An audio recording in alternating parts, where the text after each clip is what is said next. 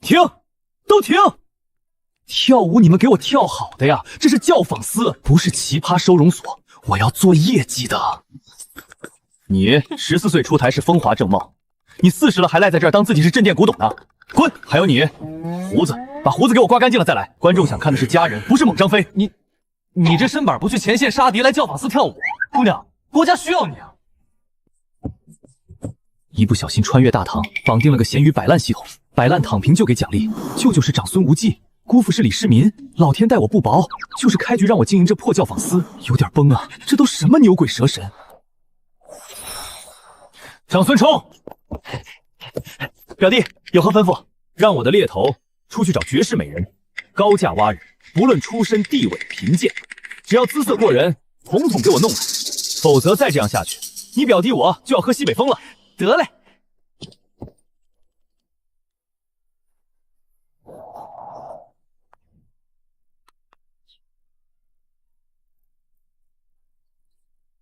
公主殿下，这是今日上门求娶的名单，请您挑选驸马。秦公子有信。预约取号的规矩不懂吗？我家公子听闻襄城公主有姿色，特来下聘书。放肆！不取号就敢直接邀约，挺霸道，有点意思。让他念。教坊司今日人员短缺，特来聘请襄城公主入职清官人，月薪5两白银。公子说只要好看，不论贵贱，找到襄城公主，我真是天才猎头。齐木，这个名字我记住了。今日之屈辱，我必100倍还之。公主殿下，好像晚间的宴会，这个齐木似乎也在邀请名单上。好啊，那就见见。给本宫备车，我要让他知道什么叫自投罗网。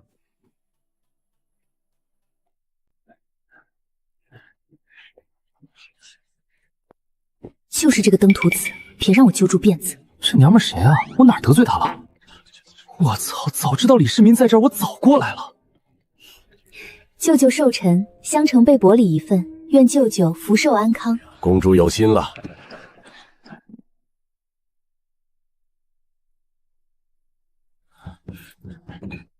这是《兰亭序》，公主竟能得此重宝。襄城这份寿礼确实用心，伏击素爱右军书帖，你能寻来，孝心可嘉。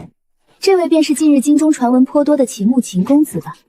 王右军的真迹在此，本公主与你上来赏鉴一番，免得你整日在教坊司里，眼界都窄了。这小丫头片子盯上我了，我什么时候得罪她了？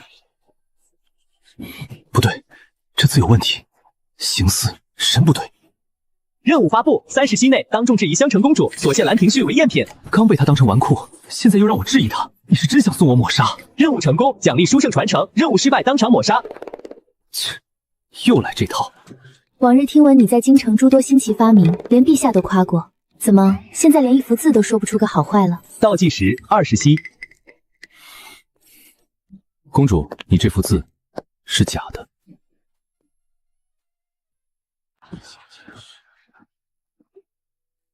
这笔势流转，气韵不俗，确有右军遗韵。老夫观帖数10年，此卷当为上品。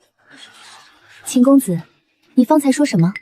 公主恕罪，秦牧只论字，不论人，此帖有疑。姓秦的，你倒是不管在哪儿，都敢口出狂言。来人，把这个狂悖之徒拉下去。木儿，不得胡言。襄城，不得无礼。此帖由我亲自择选，入府前请3位鉴宝师看过。秦公子只远远瞥一眼，凭什么断它是假的？凭这一字，王右居行笔看似洒脱，实则筋骨暗藏。此处不字若为真迹，书画当有玄真之势。收风虽轻，余韵不断。可这幅字书画下压太死，转折刻意求显，只学其形，没学其气。这不字却与前后气息略有不合。于大人，只凭一字便敢断本宫献礼为假？秦牧，你若未出风头，未免太轻狂了。秦牧，公主献礼，满堂见证。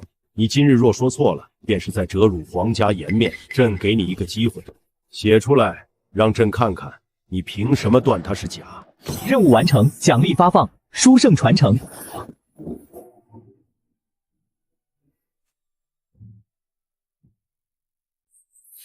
书圣传承融合完成。这不是临摹，这是叶字，这笔锋，这气韵，这孩子竟真能写出右居神韵。表弟，你这也太牛逼了吧！我跟你做了这么多年兄弟，怎么不知道你还有这一手？天赋，你不懂。你能写成这样，说明我的帖子就是假的，这是两回事。因为真迹不会只有形，没有神。公主若不信，我再解释的清楚些。说，真迹用笔贵在气脉连贯，此卷看似工整，实则几处转折过于刻意，像是有人照着摹本反复练习，却少了鼓励。尤其这一笔，不像王右军酒后挥毫的潇洒，倒像后人战战兢兢硬学。这小子才多大，懂什么字画？可于大人刚才都夸他了。陛下，此子所言倒并非全无道理，这幅字确实存疑。好，秦牧，你想要什么赏赐？我要公主向我道歉。你做梦！哈哈哈哈哈哈哈哈哈哈！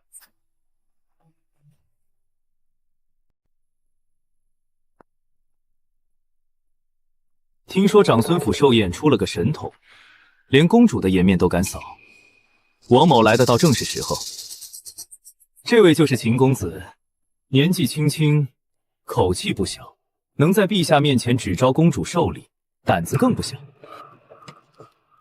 王公子大驾光临，是来贺寿还是来旁听的？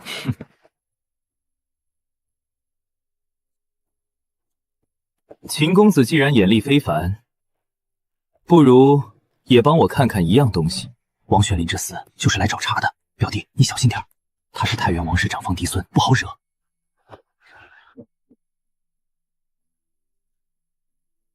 王公子，你这是来请教，还是来丢人？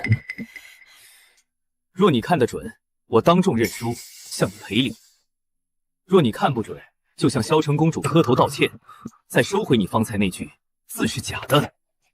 这人虽可恶，但若真把他逼得下跪，我是不是过分了？新任务发布，当众压服王玄林，任务成功，奖励诗才灌顶。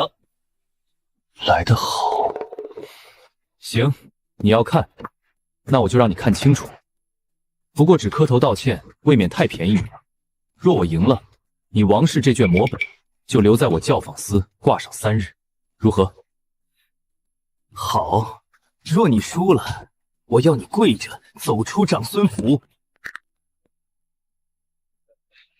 哈哈，为襄城讨回场子的人来了。秦牧，你可敢接？陛下，府外又有人到了，张猛张公子求见，说有要事。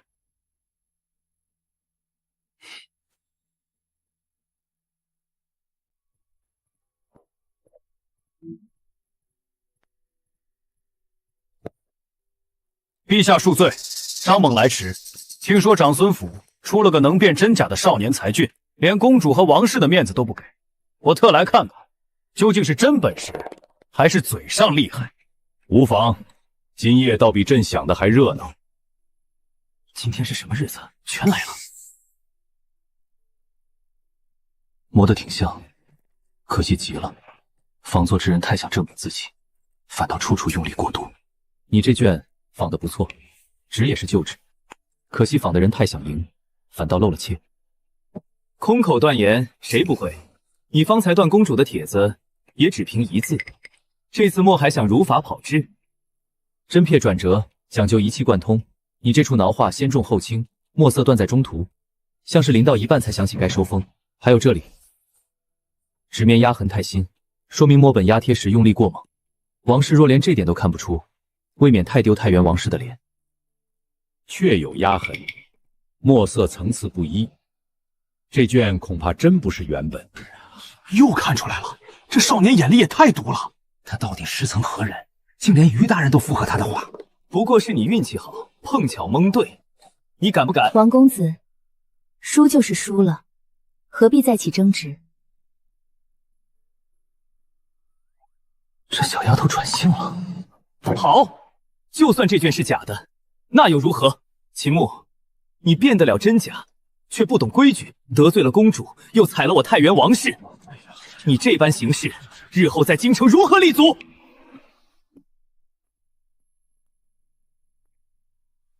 别跟他绕。启木，你既然敢当众拆字，不如再接我一句。张猛，你想干什么？不干什么。明日曲江有诗宴，我跟你比诗。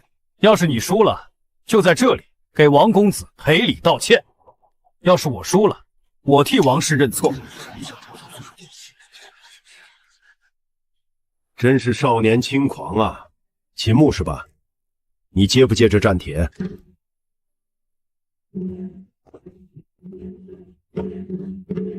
回陛下，小民接了。那就这么定了。真是蠢货，居然要王家张家一起得罪。我要是替他收拾这个烂摊子，他还不对我感恩戴德？任务完成，奖励发放，诗才灌顶。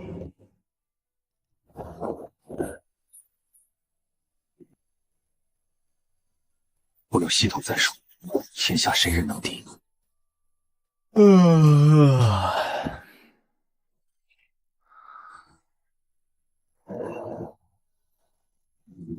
丁，系统检测，宿主已睡满4个时辰，精神饱满，符合系统行为，奖励吕布战力。我靠，有系统就是强啊！精神状态恢复好，我就拥有了吕布战力，爽，真是太爽了！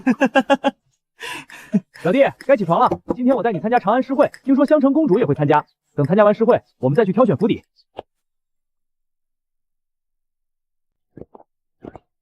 哟，长孙冲，我还以为你今天是不敢来了。王玄林，你还挺懂事的嘛，知道出来迎接爷爷。长孙冲，希望一会儿输的时候，你还能这么嚣张。表弟放心，有我在，这张猛动不了你。一个匹夫而已，我还没有放在心上。他若是老老实实的还好，若如不然，我就打断他的狗腿。表弟，你该不会还修炼了武艺吧？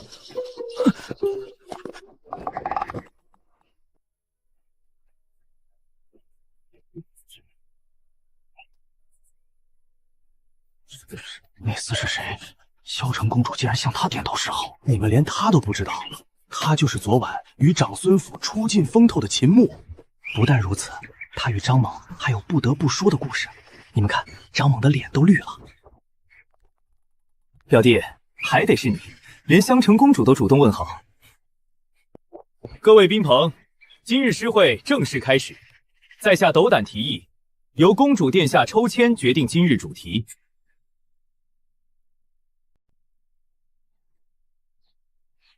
边赛，白白准备这么长时间，竟是边赛，看来这次是出不了风头了。不知道今日谁能夺得诗会魁首，那可是足足100两黄金呐！公主，不知今日您是否有雅兴赋诗一首？本宫今日只当看客。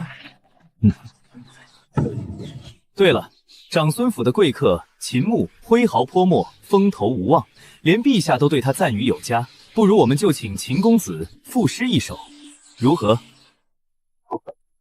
王玄林，你什么意思？有什么事情冲我来，为难我表弟做什么？长孙冲，我不过是夸赞秦兄几句，你急什么？怎么样，秦兄，你该不会是一个沽名钓誉之辈吧？你不配。你说我不配，还是说这满堂的王兄子弟与襄城公主不配？哼，区区寒门，一介布衣，竟不将我等放在眼里，真是狂妄至极！来人，将这狂徒插出去！秦牧，我倒要看看你如何破局。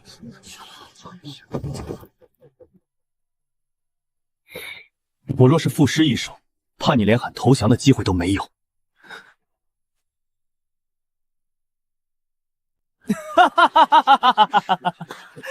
我王玄林自认狂妄，想不到你还在我之上。你以为单凭一张嘴就能够压过这满堂饱读诗书的王孙子弟？谁若是输了，一步一句，我是蠢货，并且再给赢的人1000两黄金。王玄林，既然你非要找死，那我就成全你。表弟，好，我跟你赌。不过秦牧，前面的赌注你确实可以做到，但是后面的1000两黄金你有吗？表弟，你真有把握？表哥，我什么时候做过没有把握的事情？王玄林，区区1000两黄金，谁说我表弟没有？好，长孙冲，记住你说的话，等会儿可不要不认账。我爸要是知道我敢这样赌，非打断我2条腿不可。可不是，不说输了的人要颜面扫地。就算王玄林是太原王氏嫡子，想要拿出都要变难家当了吧？这下有好戏看了，一面是太原王氏，一面是长孙府，谁输了都别想在长安城抬起头了。表弟，你放心，我长孙府始终是你最坚实的后盾。表哥放心，区边赛时我不是针对谁，我是说在座的都是垃圾。你们兄弟2人缠绵够了没有？还要我们等到什么时候？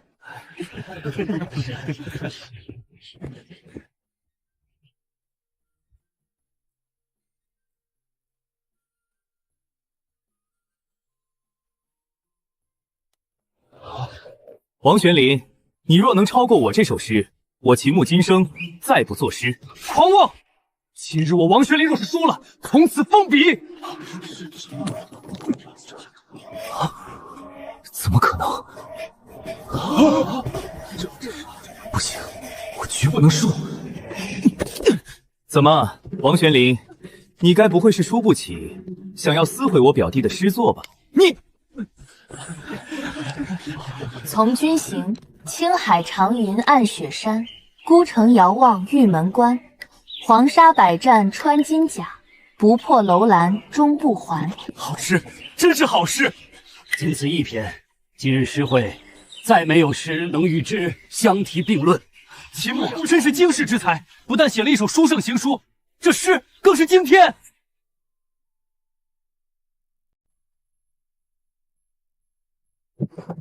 王玄林，你们太原王氏的名号别人怕，我们长孙府可不怕。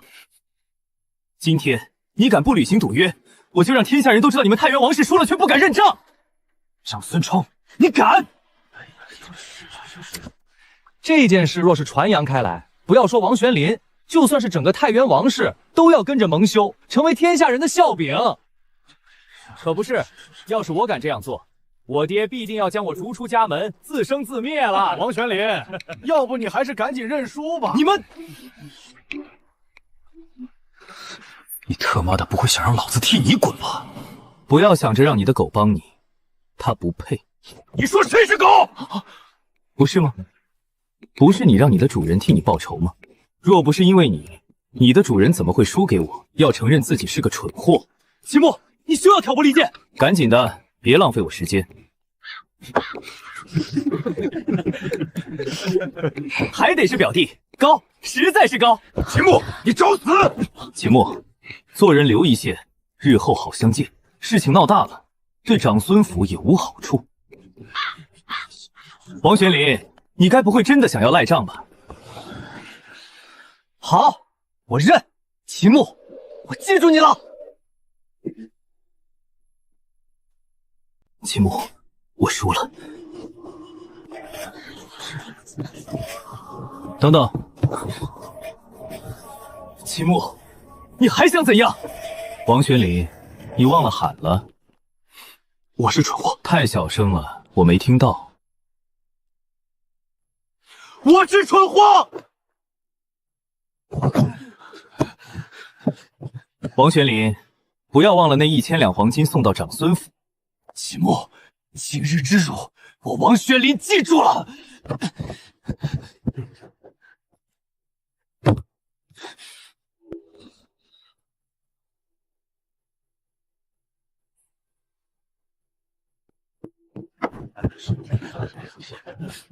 没想到那位还是能屈能伸的啊！可不是，他的那一声声我是蠢货，堪称今年的长安好声音了。你说，你们不觉得王玄林爬得还挺好，挺有天赋的？张猛，你的主人都滚了，你还舔着脸留在这里做什么？不跟着一起？你们给我等着！这张猛已经对我动了杀意，只要他敢先对我出手，按照大唐律法，我就算将他不小心打死，即使告到了李二面前，我也一样无罪。公主殿下，要不要？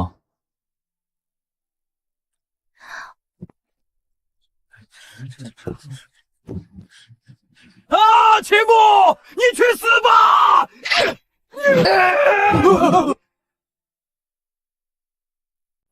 张猛，你敢！快来，张猛！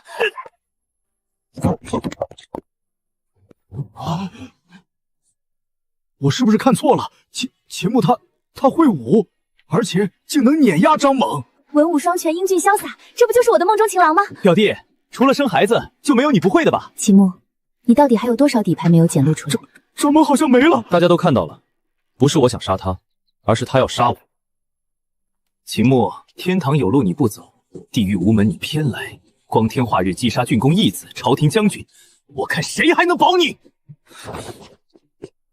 表弟，你没事吧？表哥，一人做事一人当，我秦牧绝不会连累长孙府。放屁！有我长孙冲在，绝不让任何人动你一根毫毛。我长孙府虽然不惹事，但也绝不怕事。张猛敢对你下杀手，就要有被杀的觉悟。就算告到陛下那里，我们也有理。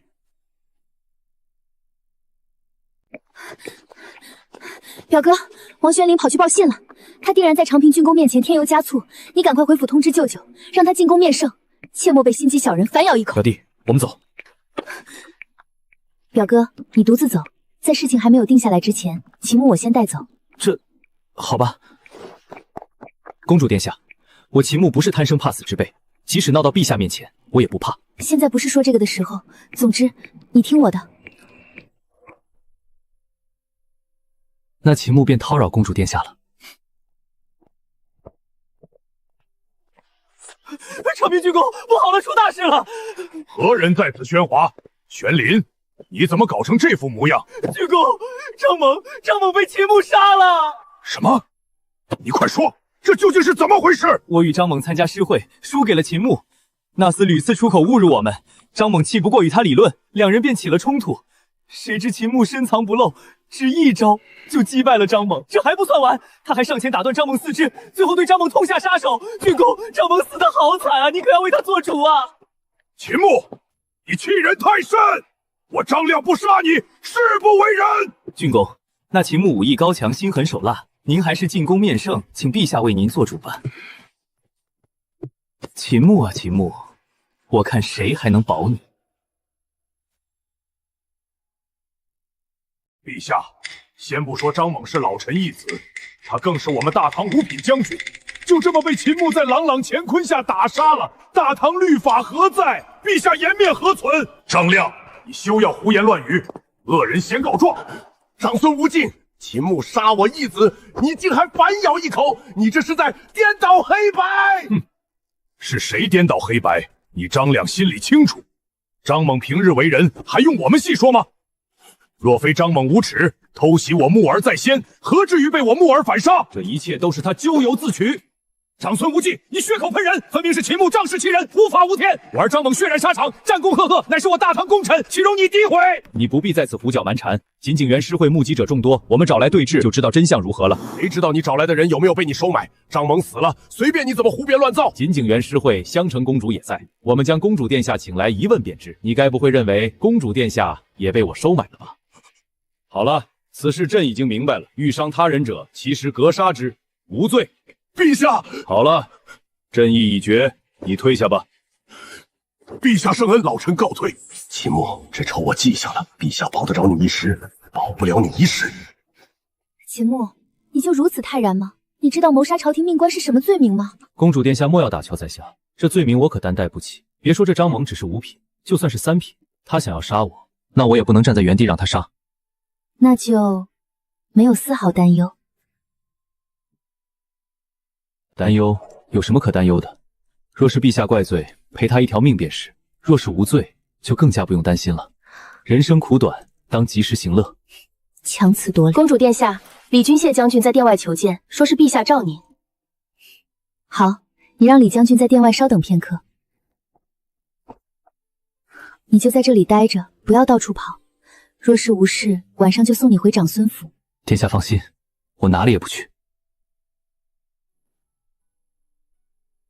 襄城参见父皇，不知父皇唤襄城前来，所谓何事？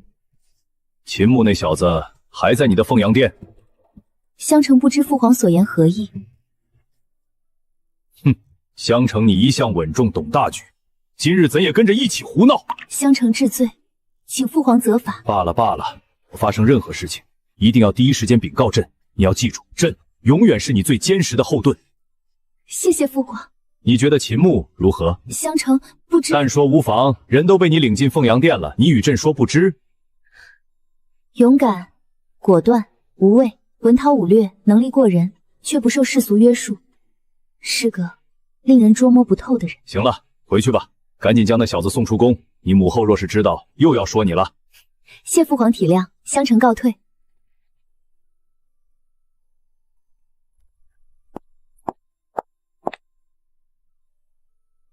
秦牧，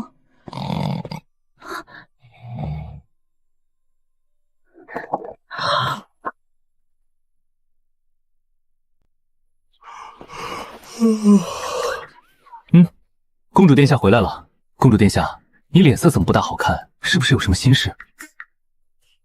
我真应该让父皇砍了你。没事，父皇赦你无罪。不过，你明日要进宫面圣。多谢公主殿下出手援助，秦牧告辞。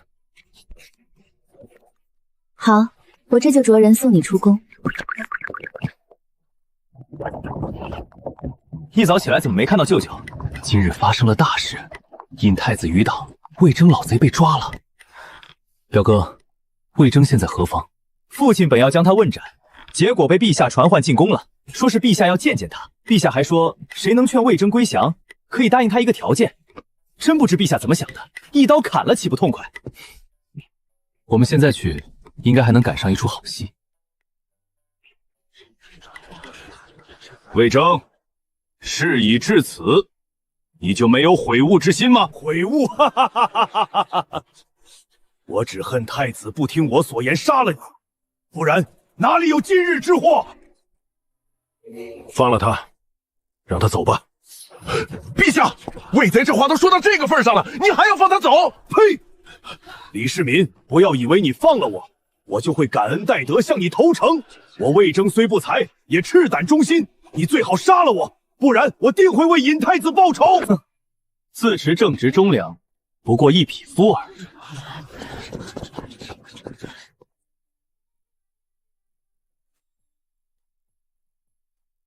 我靠，表弟，你这么勇的吗？匹夫庶子，黄口小儿，你安敢在此嘲讽你魏爷爷？秦牧，你休得胡闹！长孙冲，你还不赶快将秦牧带走，看我回府怎么收拾你！造孽呀！每次都因为表弟挨骂。表弟，快走吧，一会儿龙颜大怒，我们两个都要完蛋。我在笑着老匹夫无知而不自知，枉读圣贤书，冠冕堂皇的在这大放厥词，简直恬不耻。放屁！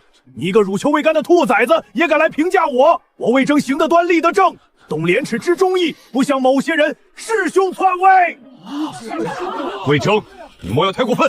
真以为朕舍不得杀你吗？你只知对救主尽忠，却不知忠于大唐江山，这是愚忠；你只知守自己志节，却不愿拯救天下苍生，这是伪贤；你只知要以死明志，却不愿效力黎民百姓，这是假义。枉你饱读圣贤书，却连忠贤义都不明白。但凡有一点唐人风骨，汉家忠魂，都不会是这番表现。懂廉耻，知忠义，你配吗？你，难道我真的错了吗？表弟，你真不是人，你是神仙！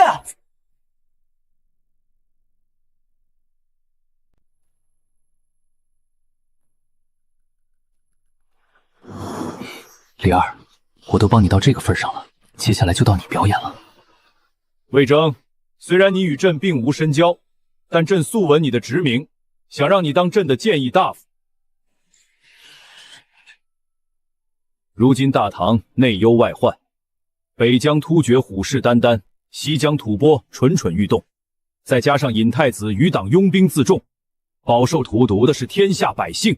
魏征，做忠臣易，做大忠臣难；做贤臣易，做大贤臣难。你走吧，朕实在不忍心杀你。请留步。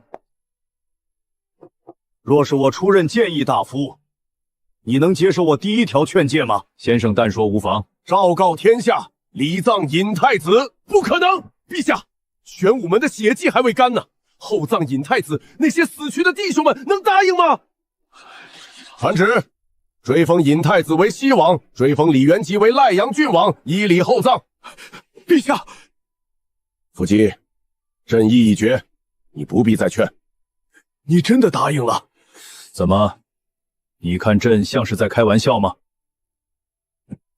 陛下，魏征今后必将鞠躬尽瘁，死而后已，为大唐肝脑涂地，在所不惜。魏青严重了，朕看得出来，你这也是为朕好。厚葬尹太子是可以安抚民心，更安抚那些观望的尹太子余党。只此一条劝谏，建议大夫之位，你魏征当之无愧。陛下不愧为雄主，心胸宽广，目光长远，必将成为千古明君。好了，你先回府去吧，料理好府上之事，再来见朕。谢陛下隆恩，拜谢小郎子提点之恩，无以言表，感激涕零。秦穆小郎君，我魏征一生自认清廉刚正，以天下为己任，为国为民。可听了小郎君刚刚那番话，深感惭愧，倍感耻辱。比年岁你不如我，但比为人之道，我不如你。今后若是小郎君不嫌弃，我们便结下忘年之交。魏大人客气，秦穆一介布衣，不懂为官为政，只是遵从本心罢了。你还要不要点脸？陛下免了你的罪，封了你官，你不跟陛下拉关系，跑来跟我大外甥结交。行了行了，你看看你的形象，哪里有朝廷命官的样子？赶紧回家收拾收拾，莫要给陛下丢人。陛下，罪臣告退。秦穆小郎君，有机会我再登门拜谢。表弟，连魏征都想跟你结交，你是这个无耻老贼，还想登我长孙府的门，休想！福姬，以后你和同朝为官都是同僚，莫要对魏琛心生芥蒂。你身为国公，又是皇亲国戚，理应做出表率。老臣没有陛下的宽广胸心，他的血债磨灭不了。你，老臣身体不适，先行告退。舅舅应该不会生我的气吧？走，秦穆，我们不理这老牛筋。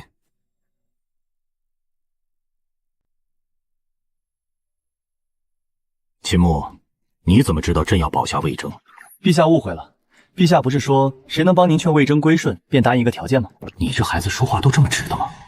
魏征确实是父母官，草民顺手救下他们，也算好事一桩。顺手？你对朕是不是有什么误解？秦穆岂敢？陛下何出此言？不敢？那你为何3番5次拒绝朕的好意？草民不过是遵循本心罢了。陛下要是想听溜须拍马、阿谀奉承，草民难以从命。秦穆如此年纪，怎会有如此境界？陛下，长孙大人在殿外求见。福姬，他不是生朕的气跑回府了吗？怎么又来找朕？你不是回府了吗？陛下不是想让穆儿入朝为官吗？老臣前来盯着点，怕这孩子不会说话，到时候得罪了陛下。你这话倒是说对了，你们长孙府的人都一个德行，不会说话。秦穆，朕本来想让你到弘文谷做个文官，但听闻你武艺也是极高，朕想听听你的意见。做官不可能做官的，我只想当一个咸鱼。陛下，穆儿，想好了再说。陛下邀你入朝为官，那是看得起你，莫要驳了陛下的面子。陛下，舅舅，你们的好意秦穆心领，只是这官恕难从命。穆儿，你年纪轻轻不想入朝为官，报效国家，你究竟想做什么？舅舅，报效国家的方式有很多种，不一定要入朝为官。比如呢？经商。胡言乱语！士农工商，入朝为官才是正道。治世不一道，变国不伐古，强词夺理。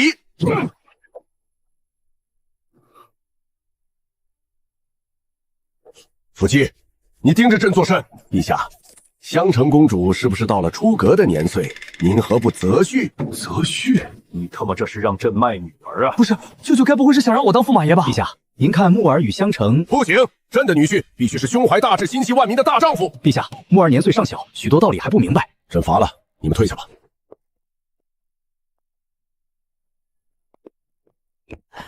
表弟，陛下给你册封了什么官职？我拒绝了。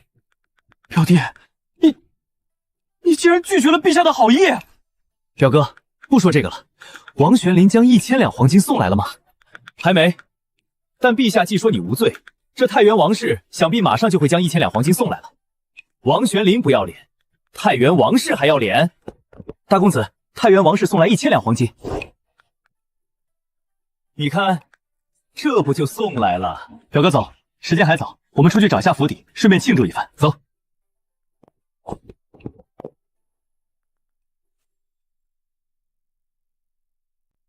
表弟，虽然我们是庆祝你购置府宅，在京城有了真正的落脚点，但是我们这样会不会太奢侈了？无妨，钱财乃是身外之物，开心就好。唐朝没有炒菜，只有烤、蒸、水煮3种烹饪方式。若是开个酒楼，弄点高度酒，炒几个菜，生意绝对火爆。丁，系统检测。宿主已在鸿运楼吃酒1个时辰，充分感受到了大唐饮食民风和文化，奖励医神传承。吃酒都能变强，系统，你能不能不要这么逆天？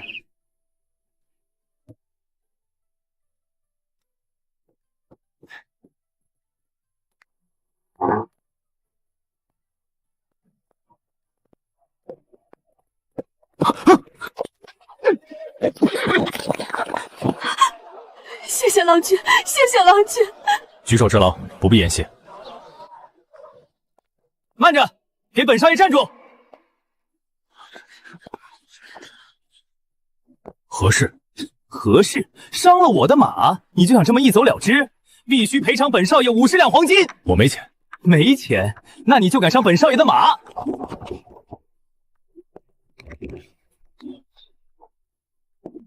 王玄林，这50两黄金我来出，就是不知你敢不敢接？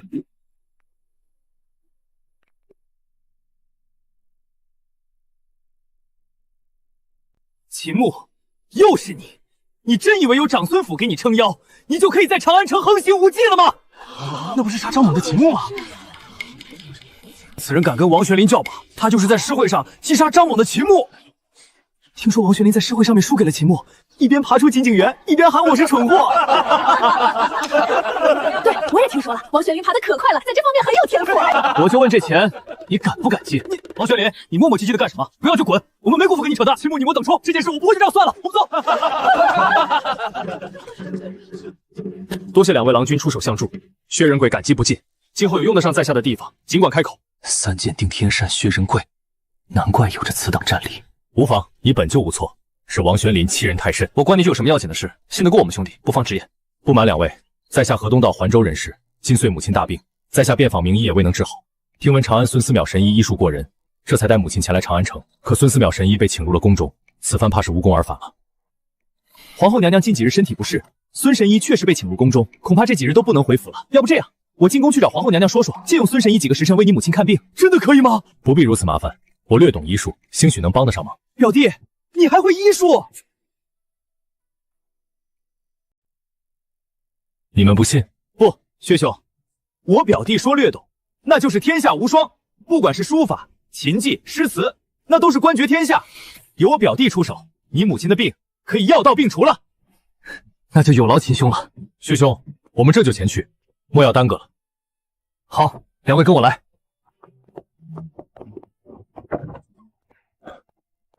娘，我带了朋友前来给你看病。仁贵，娘都说了，娘这病治不好，我这贱命一条，不能再拖累你了。娘，你说什么呢？孩儿一定找人将您的病治好。薛兄，这里就交给我吧，放心，我一定将薛夫人的病治好。秦兄，拜托你了。麻烦小郎君了。薛夫人不必客气，我一定竭尽全力。秦兄，怎么样？虽是疑难杂症，却并非绝症。我给你开个方子，先稳定薛夫人上气之症，再去其他杂症，最后根除上气，此病便可治好。谢谢秦兄，谢谢秦兄。果然，我就知道表弟除了生孩子不会，就没有他不会的。只不过这里有个问题。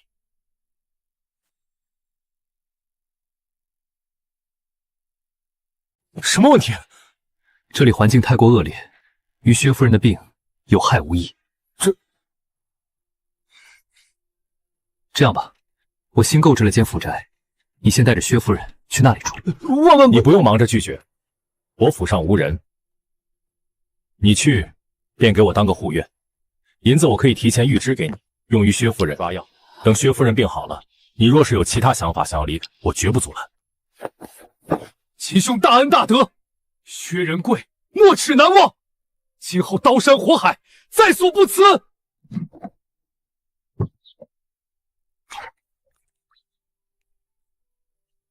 不错，虽然窖藏时间很短，但对于现在的酒来说，已经是琼浆玉液。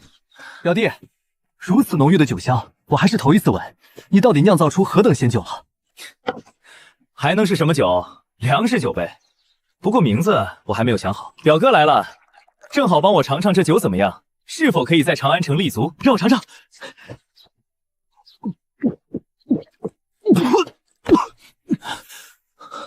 我从未喝过如此烈的酒。表弟，你这酒若是拿到坊市去卖，非要将你的门槛打破了不可。表哥今日便不要走了，我烧几道拿手好菜，一醉方休。表弟，你还会烧菜？公子，府中来了2人，说是您舅舅。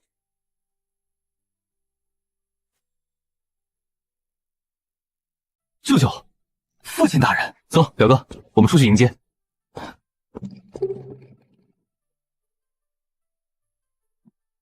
参见陛下。公子这么厉害的吗？连陛下都屈尊降狗府上。免礼吧，我们进去说话。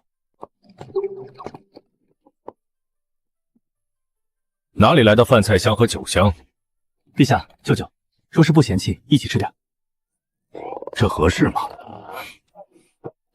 你别说，你这府上厨子有点手艺，这些菜朕闻所未闻，见所未见。来，这里不是皇宫，你们不必拘束，都坐下吧，切莫辜负了秦牧一番好意。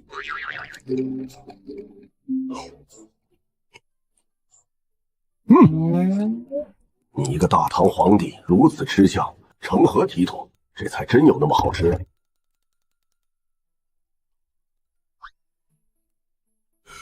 好吃。秦牧，你这府上的厨子是哪里请的？这食材的烹饪方式还真是特殊，回头给朕也介绍2个。对，木儿，给舅舅也介绍2个。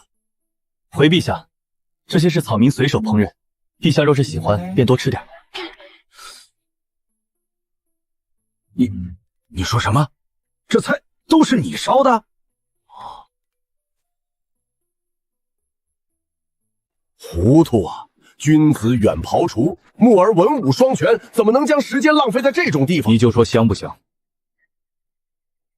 香，真香，真香。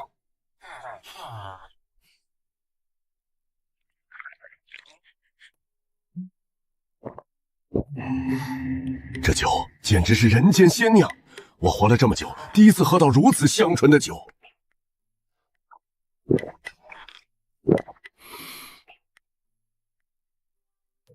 秦牧，你这府上的酒是哪里打的？怎么朕都没喝过这么香醇的烈酒？这酒是草民所酿，陛下若是喜欢，走的时候拿几坛；若是再多，那便要付钱了。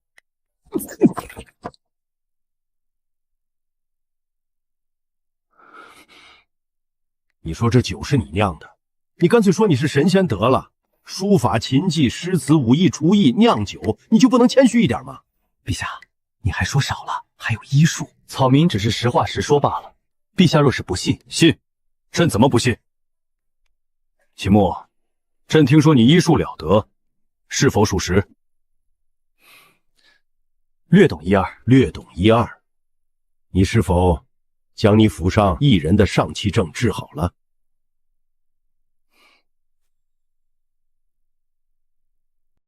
目前还未痊愈，不过只是时间问题。秦牧，朕已立程前为太子，可程前患有足疾，行动甚为不便。朕已令孙思邈诊断多次，可他依旧毫无头绪。朕想请你入宫一趟，为程前诊断一番，看看有没有治愈的希望。木儿，你可一定要想办法治治太子的足疾，他可是大唐储君。请陛下跟舅舅放心，我一定竭尽全力为太子诊治。好，秦牧，你若是能治好太子的足疾，有什么要求尽管提，朕都答应你。陛下，木儿与襄城的婚事，此事不急。不过朕上次答应你的良田还未兑现，这样吧，若是你真能治好太子的足疾，朕便册封你为开国男，10亿300户。木儿，还不快快谢恩！谢陛下。好了，时间不早了，朕也该回宫了。木儿，舅舅放心，我一会儿就派人送几坛到府上，舅舅喝完了派人过来取就是。好木儿，舅舅没有白疼你，这酒也给朕带些回去，朕怕没有这酒，回宫吃不下饭。陛下，你能不能要点脸，做个人吧？表弟，表哥先坐着，我再炒几个菜，我们不醉不归。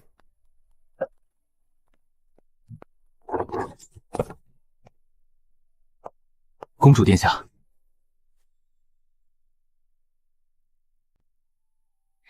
不必多礼。我听闻你今日入宫给太子治病，便在此恭候。公主殿下客气了。好，随我入宫吧。秦牧上车呀！你还在那里愣着做什么？我没看错吧？公主殿下让内司上了他的车辇。哼，你不知道他是谁？那可是最近名震京师的秦牧小郎君，就是那个施压王玄林、脚踏张猛的秦牧。怪不得连公主殿下都亲自迎接。我若能有这待遇，虽死无憾。你也不撒泡尿照照，想屁吃！小子，你若是看不好就直言，莫要耽误我们给太子殿下医治。你若待得烦便滚，少在这里倚老卖老，碍我的眼。柳如床，你说你招惹谁不好，非要招惹秦牧，他连朕都不惯着，他惯着你？你一个寒门庶子，安敢如此嚣张？你是庶子，你全家都是庶子。木儿给太子看病，与你这老匹夫何干？陛下，您可要为老臣做主啊！做什么主？秦牧为太子诊治，若是被你扰乱心境，令太子足疾难以治好，就算你有100个头，都不够看。秦牧，我这足疾连孙思邈神医看过之后都觉得极为麻烦，你真的有把握吗？倒是把孙思邈这位传说中的神医给忘了，有他在，我也能省去不少的麻烦。陛下，不如先把孙神医请过来，我这没有银针之类的东西。还以为你小子真有什么出神入化的医术，原来你连银针都没有。如果我听到你再犬吠一句，就算陛下在，我也打烂你的嘴。你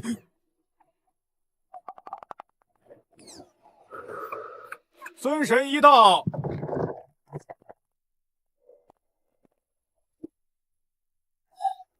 秦郎君，你找我可借银针？当然，银针可是医者之心。孙神医乃我大唐最负盛名的医者，想来你的银针也蕴含着人心。好一句医者之心！秦郎君在下的银针，您随意享。九针，秦郎君，你是要单手持9针？秦牧，你疯了吗？就算是孙神医，也不过单手3针而已。你哪里来的胆子敢单手9针的？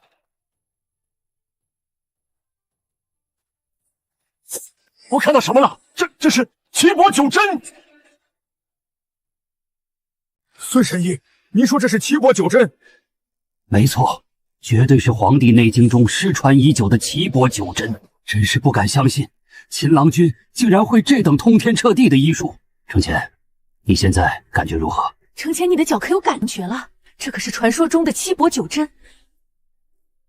父皇、母后，儿臣忽觉足内有暖流淌过。恭喜太子殿下，恭喜陛下，有秦郎君这等神医在，殿下的足疾再无忧虑了。这世上还有秦牧不会的东西吗？先是琴棋书画，又是绝世医术，如此男儿何等迷人啊！孙老，虽说齐伯9针乃是绝世艺术，但殿下的足病只靠这几针就能马上好了。能不能马上好，请太子殿下下床走几步不就知道了。秦牧哥哥，我真的可以下床随意走动？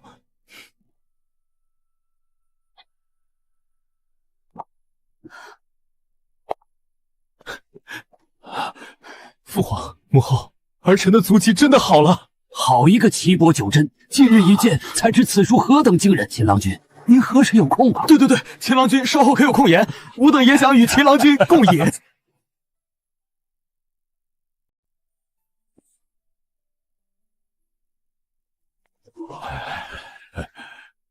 齐木他真的好优秀，连孙神医这样的医者都想请教于他。哈哈，诸位，秦牧刚刚治好了程前的足疾，又施展出了奇伯九真这等神术，怕是精神异常疲惫。陛下说的是草民疏忽了。齐木，你累不累？快喝口水。香橙，你可是朕的公主，这世上哪有公主给人端茶倒水的事儿？襄阳也是太急了，女儿家怎可如此平错明显？多谢公主殿下，我觉得还好，不算累。行了，既然程前的足疾已愈，其他人等先行退下吧。秦牧，今日辛苦你了，明日早朝朕自会对你进行嘉奖。秦牧还愣着干嘛？快谢过陛下！谢陛下隆恩。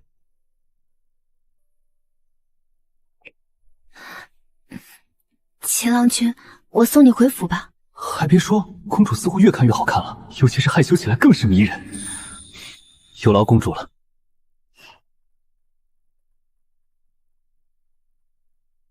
少爷，少爷！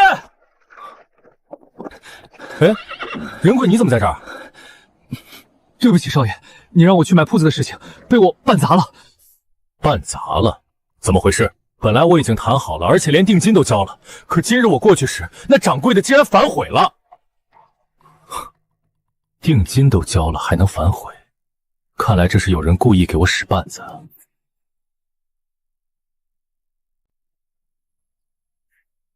掌柜的，定金我昨日就交了，这铺子为何不能租给我们？郎君抱歉，定金我可以退，但这铺子真没法卖给你们，不然我在这长安就待不下去了。胡说八道！若是正常交易，谁敢让你在长安待不下去？掌柜的意思是，有人向你施压，不能卖我？倒也不是，只是我这铺子有别人看上了，那位是我得罪不起的存在。得罪不起？在我面前，还有人如此横行霸道吗？这铺子就是本少要的，怎么？你们不服？小娘子好生俊俏，来人，快去酒楼订上一桌，本少今日要与家人好好喝上一场。你敢打我？你知道我是谁吗？我管你是谁，长安城内谁允许你横行霸道的？好，好，好，我王玄风好久没遇到过如你这般急着找死的人了。来呀，给我弄死他！出了事儿，本少担着。王玄风，王玄龄是你何人？我长兄的大名也是你们这样能够直呼的。哼，还真不是一家人不进一家门啊！既然你是姓王的，那废了你也就没错了。废我？你想干嘛？仁贵，动手！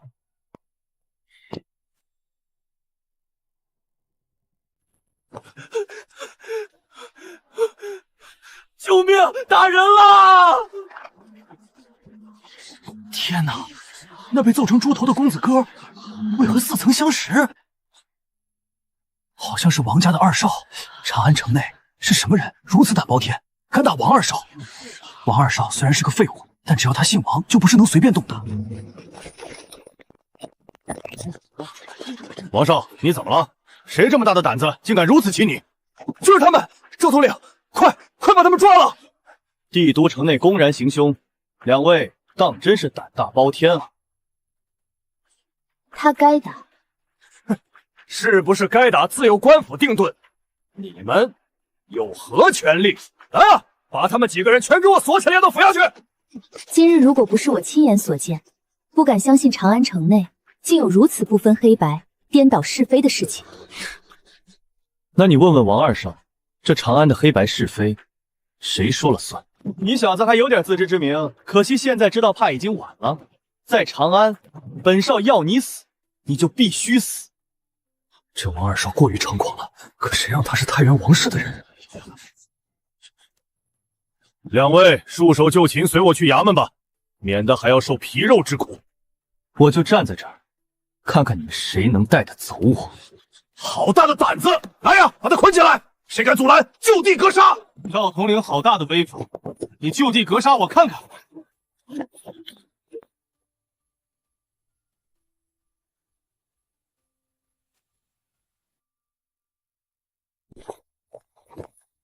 程初墨，你千军卫来这儿做什么？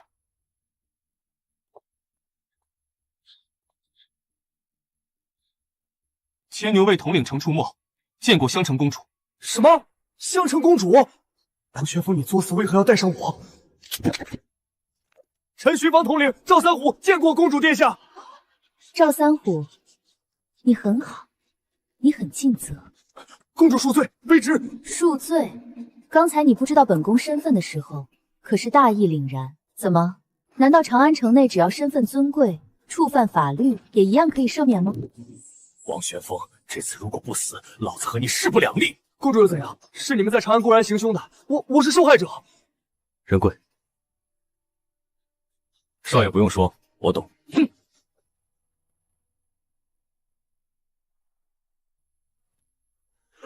不要！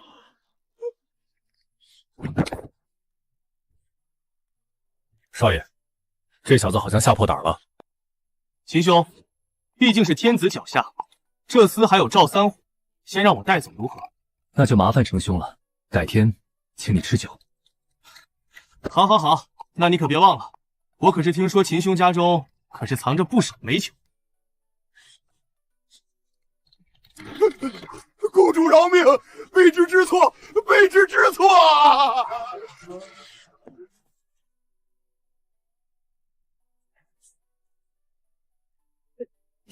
小的见过襄城公主，见过秦郎君。掌柜的现在知道裤子该卖给谁了。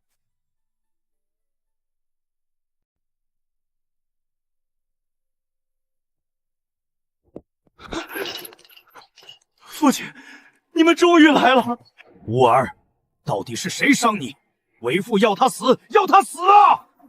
是秦牧，是他纵容手下打我。父亲，孩儿好疼啊！又是这个叫秦牧的，先是辱了玄林，如今又将玄风打成这样，此仇不报，誓不为人。父亲，据说今日之事还有襄城公主参与。风儿，此事当真？父亲，孩儿并不知晓那女子是襄城公主啊。不知者无罪，公主并未受到伤害，但你却结结实实被打了。如今陛下还需要仰仗我等大夫族稳住朝堂。父亲明日朝会一定要治秦牧一个死罪。灵儿说的没错，明日就算陛下不答应，秦牧也得死。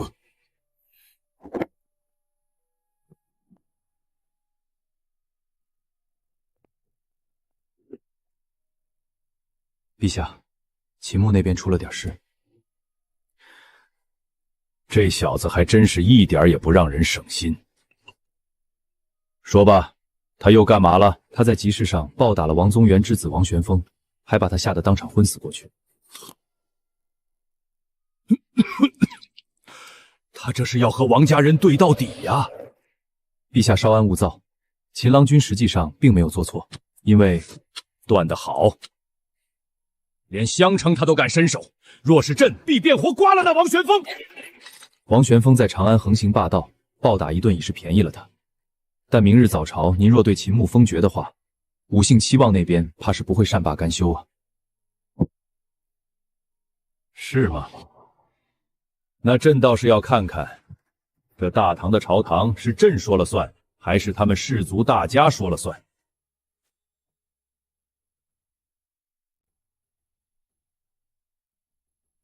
陛下到！参见陛下。诸卿平身。朕先跟诸位分享一个喜讯，太子承前。陛下，臣冤屈啊，还请陛下为臣做主。王侍郎之事稍后再说。太子承前受足疾困扰多年，昨日幸得神医齐木救治，多年足疾终得痊愈。臣恭贺陛下，恭贺太子足疾得愈。此乃大唐之幸，陛下之幸，太子之幸也。陛下，臣有疑惑，那秦牧不过20，人所学终究有限。他如此年轻，如何能琴棋书画医术绝技样样精通？臣附议，据说神医孙思邈近日长居宫中，陛下，莫是那秦牧为了出名，假冒孙神医之功吧？陛下，那秦牧若是假冒功劳，岂不是寒了神医孙思邈的医者仁心？哦，按王侍郎的意思，朕已经昏聩到被蒙蔽而不自知了。陛下恕罪，臣绝无此意。只是那秦牧狡猾猖狂，纵容恶仆生生打断吾儿双腿，臣以为此子已然到了不得不严惩的地步。请陛下严惩恶徒秦牧。这些委屈于臣而言并不算什么，臣只觉得，若再放任秦牧如此猖狂下去，定会令法度蒙羞，令陛下蒙羞。看来王侍郎真是受到了天大的委屈啊！王侍郎说的如此严重，这是真要把秦牧往死路上逼呀！据说那秦牧是长孙大人的外甥，长孙大人莫不是想包庇此人？陛下的意思已经很明显，但这些世家大族平日里骄纵惯了，哼，罢了。欲使人灭亡，必使其疯狂。有些人好日子到头了。既然王大人要按规矩办事，那本官今日就看看你能如何治秦牧的罪。宣秦牧进殿。草民秦牧拜见陛下。秦牧，户部侍郎王大人说你昨日在西市纵仆行凶，可有此事？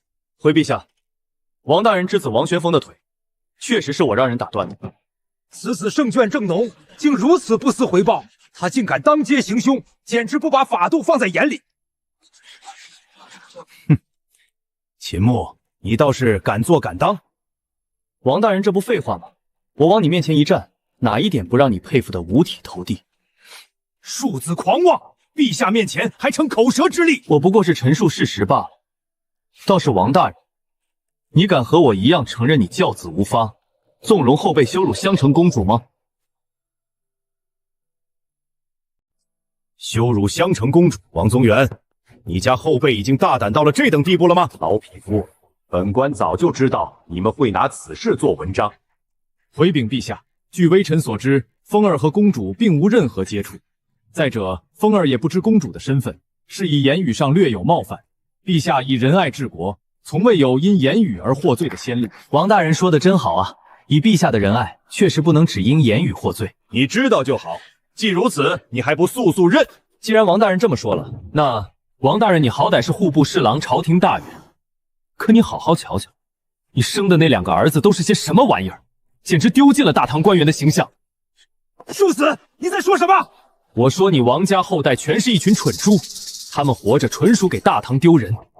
若以后万国来朝，见到我大唐官员的家属竟是那等货色，岂不是令整个国家蒙羞？所以王大人，我劝你现在就赶紧回家，把你那2儿子扔粪坑里淹死得了。骂得好，骂得妙啊！秦牧，你真的是让朕爽翻了。都说随旧，不错不错，颇有老夫当年的风范。陛下，秦牧公然侮辱朝廷官员，若不严惩，律法何在？百官颜面何在呀？朕以仁爱治国，岂能以言语治罪？你什么你？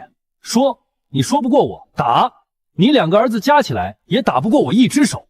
王大人，我要是你，现在就去找根绳子把自己药死算了，不然在文武百官面前羞都得羞死。本官懒得与你口舌相争，你说再多也推脱不了当街行凶的罪名，是吗？那好，我也懒得与王大人争执了。既然要论罪，那大家伙就一起来吧。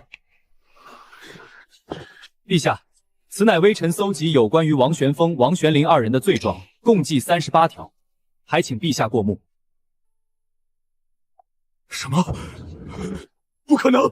这不可能！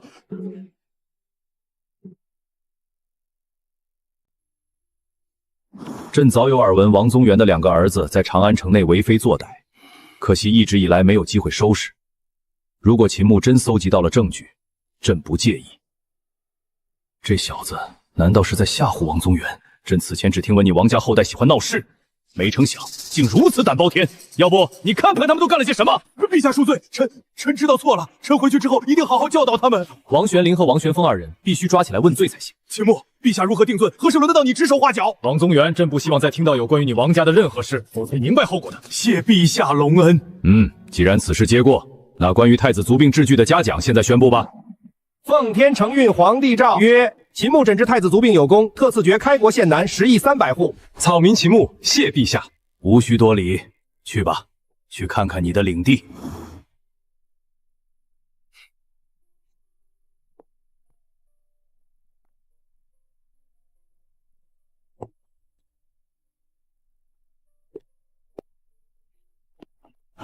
木儿，舅舅有些不解，为何陛下不追究王玄风和王玄林？舅舅不妨先猜一猜，我那份奏章上到底列举了多少条罪状？38条应该有些夸张，但7、8条、10来条应该有的吧？不，我那份奏章上一个字都没写。什么？这怎么可能？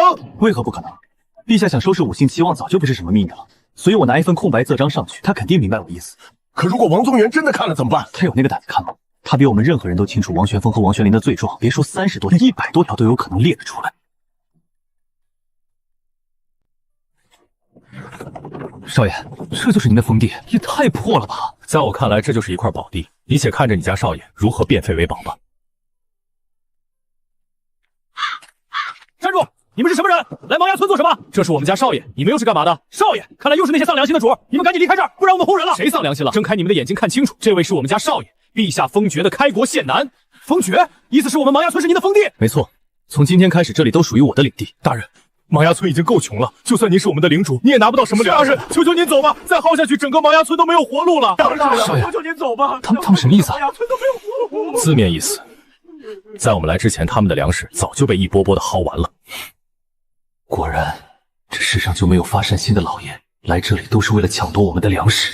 还好，现在咱们来了，他们或许就能活下去了。大人，您这又是什么意思？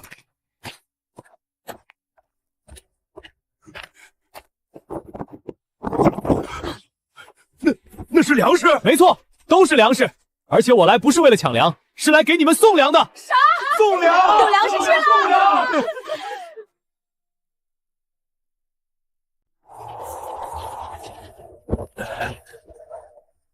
老朽芒爷村村正徐公庆见过秦郎君。村正快起，不知这芒崖村共有多少户人家，人口又有多少？回郎君，芒崖村共有人家32户，人口有103人，平均下来一户3到4人。村子不大，看来我今日带来的粮食可以让你们吃一阵子了。郎君，您带来的这些粮，真是送给我们的吗？当然了，村正，我家少爷可是这世上顶好的大善人。那还愣着干嘛？赶紧抬个轿子来，把郎君给我抬到村里去。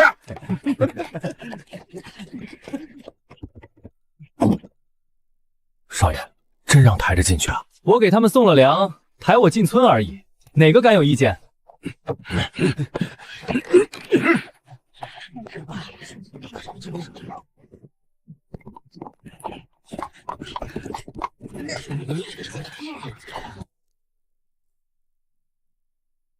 人命在这样的年头，或许就是最不值钱的吧。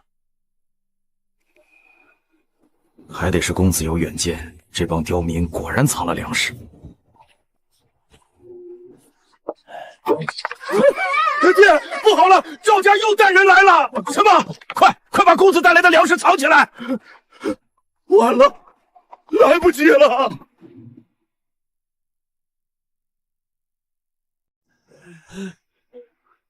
当初本公子满心善意，只让你们交一部分粮食，可本公子是真想不到，你们居然背着我藏匿这么多粮。你们说，本公子能不怒，能不气，能不教训你们吗？赵公子饶命！我们叫，现在就叫！求求公子饶了我们唐家的吧！大老爷，求求你放过我爹吧，我给您磕头了！媳妇儿，你是何人？我是你爷爷。小子好胆，你可知道我是谁？可清楚在这青山县得罪我会是什么下场？那你知道我是谁？可清楚在大唐得罪我又是什么下场？郎君难道也来自长安？在下赵金泉，乃赵氏家族人。仁贵，长安赵家很厉害吗？不清楚，反正没听说过。你们竟然连赵家都不知道！赵少，小的这就打烂他的嘴，给您出气。好嘞，少爷，全撂倒了，还是擒贼先擒王。这儿哪里来的王？都是一群小贼罢了。少爷说的是，仁贵受教。吾乃赵家赵金泉，得罪我，必要尔道死无葬身。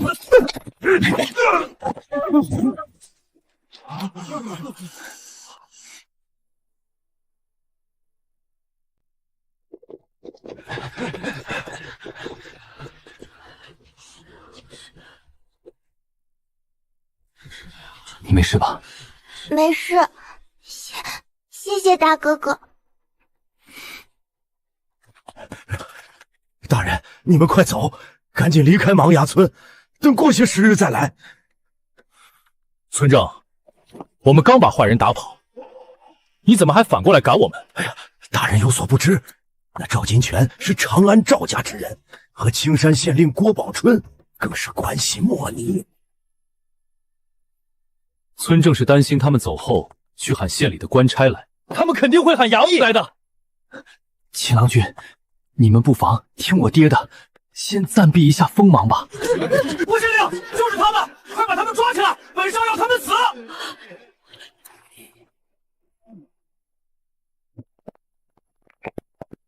怎么会这么快？赵林，快带郎君从村后走。大人，你们是新来的，不知道那郭宝春有多心狠手辣，算我们芒崖村求你们了，快走吧。这个时候走，怕是你们整个村子都得被抓走。少爷说的是，反正来10个来几10个，在我面前没啥区别。你尽管动手，若是实在气不过，就要了那赵金泉的狗命。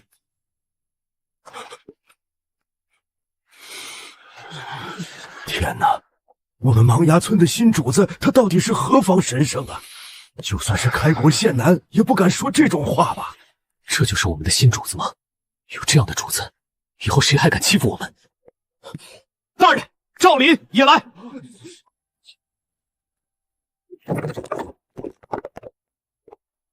看来芒崖村是真的要反了。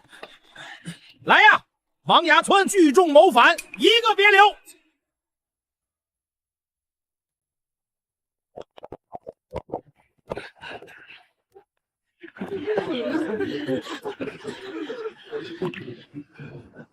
仁贵啊，这趟来的还真值，就一个照面的功夫，咱们就成反贼了。少爷，这些人是真该死啊！明明是他们盘剥百姓的粮食，最后我们只不过是为了百姓反抗了一下，竟然就成反贼了。你说错了，他们不是盘剥粮食，是明抢。你忘了，之前芒崖村可不是他们赵家的佃户。芒崖村是本爵的封地，所以这里的一切都应该是我秦牧的。仁贵啊，他们抢了我好多粮食啊！抢少爷的粮食，全都该死。秦牧，你叫秦牧？哦，看来郭县令听过我的名字。郭县令，本少的双手双脚都被他们打断了，你还在管什么秦牧李牧的？不对不对，本官绝对听过秦牧这个名字。他是谁？等等，他自称本爵，他是陛下刚刚加封的开国县男秦牧，那个来自长安的阎王爷。敢问阁下，可是开国县男秦牧？看样子郭县令知道我是谁了。他竟真是那活阎王，怎么办？他会不会和杀了那张猛一样杀了本官？不对，赵家背靠太原王室，本官不怕他秦牧。下官见过县男秦大人，不过秦大人刚刚话说错了，这芒崖村若无赵家庇佑，灾年间早就已经饿死了，所以如今赵家要些粮食也不为过。好一个不为过！可他们只是一群勉强果腹的百姓而已，赵家不让他们活，我怎么能让赵家活？秦牧，我赵家背靠5姓7王的太原王氏，你……仁贵，揍他！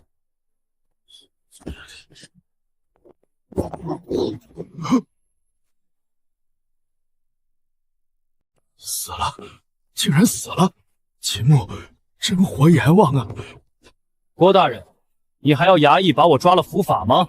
秦大人言重了，您乃陛下亲封，本官就算有天大的胆子也不敢胡来。不敢胡来就赶紧给我滚！把赵金泉那个浪费空气的玩意儿一并带走。我不是在做梦吧？那八皮怪就这么死了？村民们还愣着做什么？我等身为秦大人的领地之民，他非但不要咱们交粮，反而送粮，并且还为了我们手刃了赵金泉的恶人。往后，秦大人他就是我们的天，快随我拜见天老爷！吾等拜见天老爷。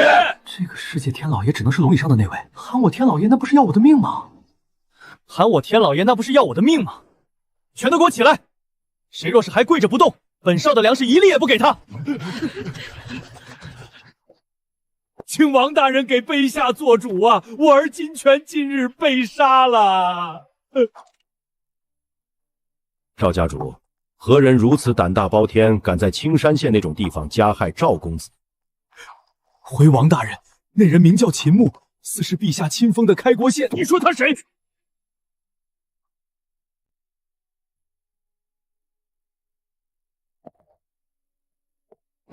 君献，你怎么突然来了？回陛下，长孙大人，秦牧那边又出事情了。又出事了？是，他在封地内刚把赵家公子赵金泉给打死了。赵金泉是谁？好端端的木耳为何杀他？陛下，是这样的。也就是说，秦牧今天去封地，不仅仅没有要求收粮，反而给那些子民送去了大量粮食。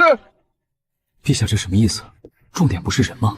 这也不对啊，那小子的脑子不至于做这种坐吃山空的事儿吧？没错，就他从王玄龄那儿弄来的几百斤，应该不足以养活整个芒阳村才是。他还带去了酿酒的器具，说要带着整个芒崖村的村民们一起致富。酿酒致富，他还真有心情。那毕竟是一条人命，明天又得弹劾满天飞了。唉。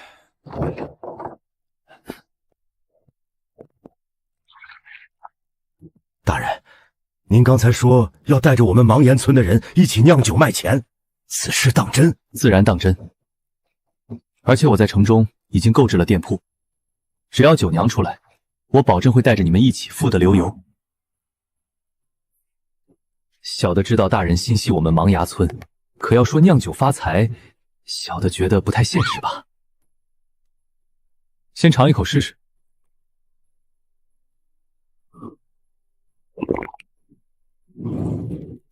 天老爷，这是水吗？这他娘的是琼浆玉液啊！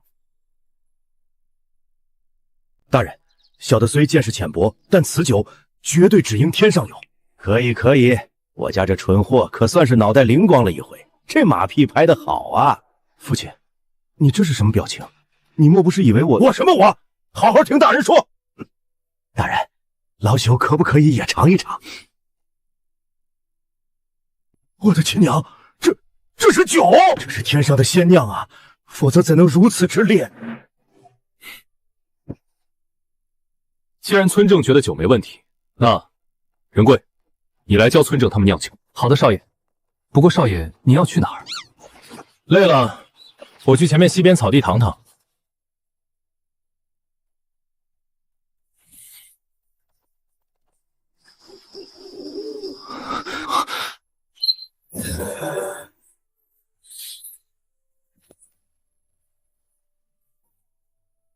丁检测到宿主在大唐获得1块封地，已获得新的奖励。奖励1：赤兔马。我靠，赤兔马，战神吕布的那头坐骑。奖励2：方天画戟。哈哈哈哈！先是获得了吕布的武力传承，如今又有赤兔马和方天画戟，这是要给我配全套啊！奖励3：紫金冠。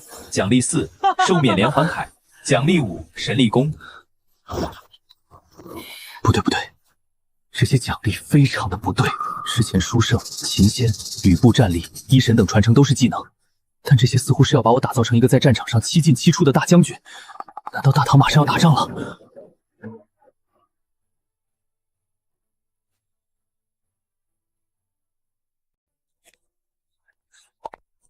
我操，少爷，这匹神驹从哪里来的？老朽早年间在军中喂过马，见过的马呢何其之多，可和眼前这匹完全没有可比性。大人，您不要说这匹神驹是你刚刚在林子里找到的吧？不然呢？告诉你们，这匹马是系统给的。没错，刚才我闲着没事就去林子里转了转，还好我有一手御兽的本事，不然的话还真驯服不了他。大人，您肯定在逗我！这么神骏的毛马，怎么可能会在我们这林子里？你胆敢质疑大人？这匹神驹，别说是林子里了，就是大人凭空捏出来的，老朽都信。不错不错，村正思想觉悟能有这么高，我很欣慰。少爷，那您在林子还捡到啥了？行了，不该打听的别瞎打听。酿酒的事情交代完，咱俩得先回长安了。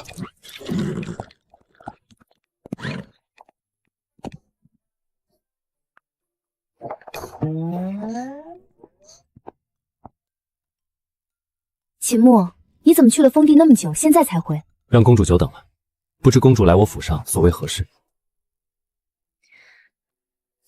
秦牧，你是不是杀了赵家公子赵金泉？没错，人棍一巴掌就把他拍死了。嫉恶如仇是好事，可就这么把人杀了，会很麻烦的。喏，这是父皇让我交给你的，说如果你办不好，后果自负。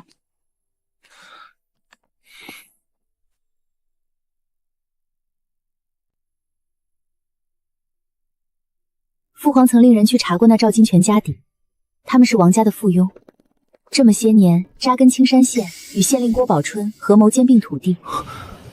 兼并土地，这是找死啊！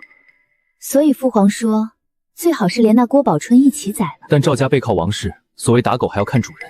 明日一早，王氏及其附庸必会朝堂弹劾。是，父皇可以1次、2次、3次为你说话，但次数多了，就算是中立的官员也依旧会觉得不妥。公主话还没说完吧？陛下既然说了土地兼并，那就意味着他为此事而苦恼。他一苦恼，就要人解决。大晚上的你跑来找我，想来你是被你父皇给卖了。怎么会？怎么不会？我今天的事情他完全没必要告诉你，但他告诉你就是笃定你会担心我。可公主不能随便出宫，她偏偏又同意你出来了，这不就是等于告诉说，秦牧你小子最好明天早朝之前想出法子来，不然后果自负吧。七郎君，你真的好聪明啊！唉，我只想在大唐当一条摆烂的咸鱼啊，可现在动不动就要我解决国家大事，愁死个人。父皇已经好些年没找像秦郎君这般年轻的人出谋划策了，秦郎君你还不满足？夸我的话，公主先攒着吧，不然我怕你以后找不到词儿夸我了。贫嘴，你先赶紧想想怎么解决明日朝堂上的事儿吧。这种小事还需要想？回去告诉你父皇，明日一早，我给他献国策。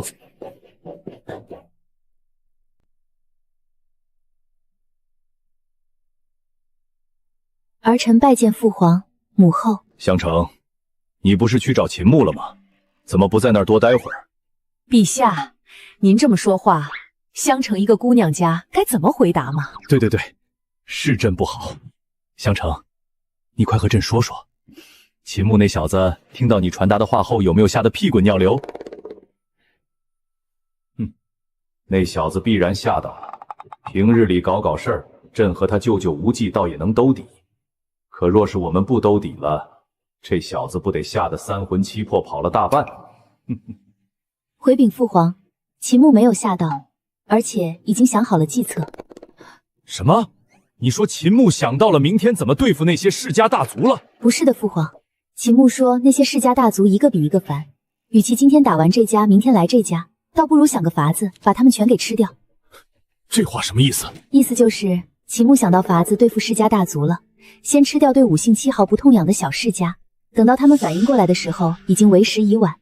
此发秦牧称之为蚕食。好一出蚕食之计。有这一计在手，假以时日，朕必能消除掉世家大族这个心腹大患。哈哈哈哈！秦牧乃我大唐栋梁之才也。表弟，你也太牛了吧！居然又宰了个祸害乡里的王八蛋，下次请一定带上我。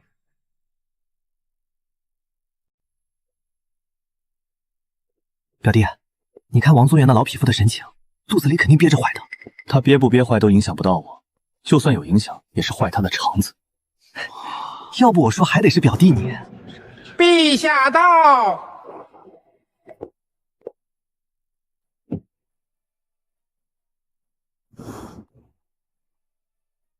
今日朝会，朕有事情要交代诸位爱卿，但在这之前，可有爱卿要奏事的？李二这是要钓鱼了。小子，原来你也怕我打压你吗？可惜已经晚了。陛下，臣有要事启奏。哦，王侍郎昨日刚弹劾的秦牧，今天看这情况，不会是有要弹劾谁吧？承蒙陛下信赖，臣才能有如今的官身。既得官身，自当为陛下分忧，为百姓分忧。说吧。陛下，臣弹劾开国县男秦牧，知法犯法，草菅人命。据说秦牧昨天在封地把赵家的公子给宰了，而且是先废后杀。我去，当真是越来越心狠手辣了。杀人不过头点地，他此举与兵何异？陛下，秦牧才刚刚加封为开国县男。刚到奉地就大开杀戒，罔惧律法，视人命如草芥。臣王宗元恳请陛下为正律法，严惩秦牧。秦牧草菅人命，胆大包天，请陛下严惩。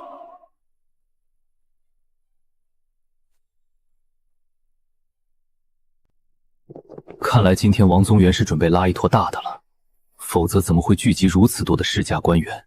只可惜。他们聚集的人越多，就越出了李二的逆鳞。秦牧，王侍郎所言之事，当真？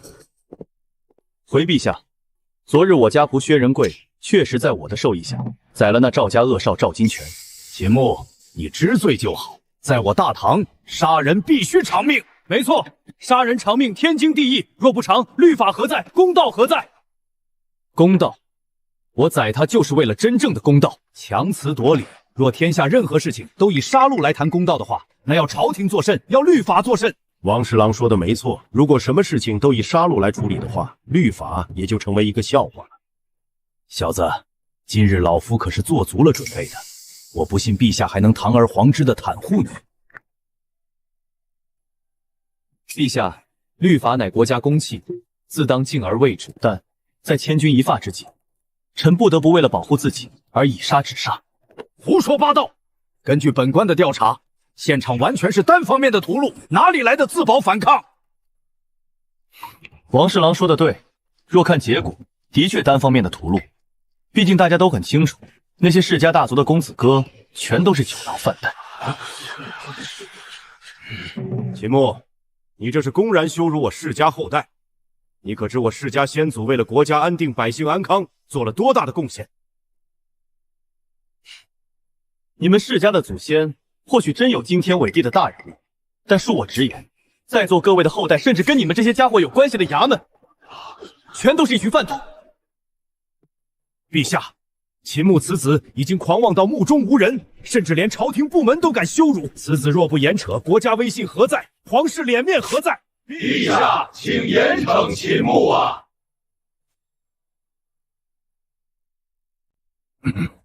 那个秦牧，你可知罪啊？回陛下，微臣知错，但微臣无罪。庶子，到现在你还敢狡辩？朝堂是可言语之地，不如咱们先听听秦牧怎么说嘛。陛下这是何意？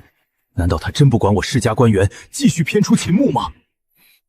陛下，且不论臣有没有错，臣想先问王侍郎一个问题：陛下已经加封我为开国县男，并赐予我封地，既如此，那封地内的一切是否都属于我个人所有？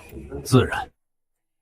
很好，既然属于我个人所有，那也就是说，芒崖村的田地粮食也都是我的了。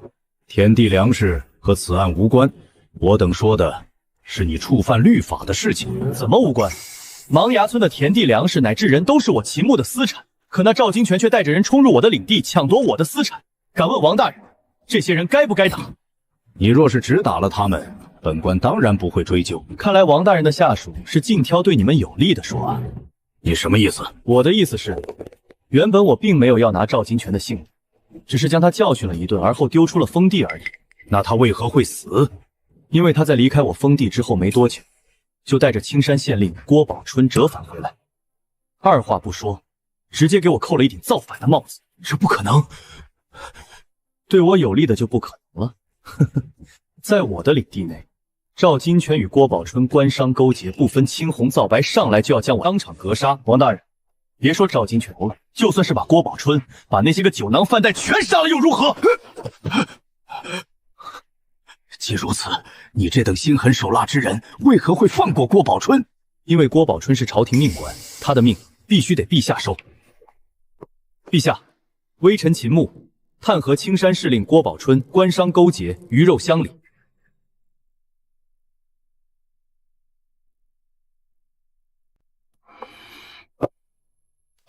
好一个郭宝春，好一个赵金泉，真是真没想到啊！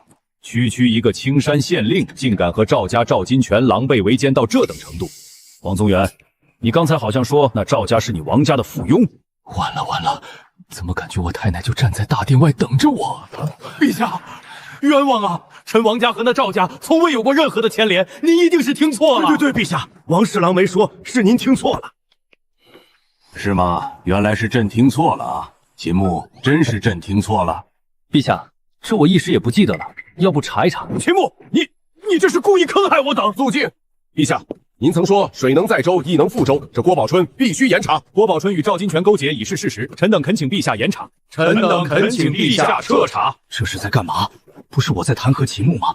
为何最后变成查受害者了？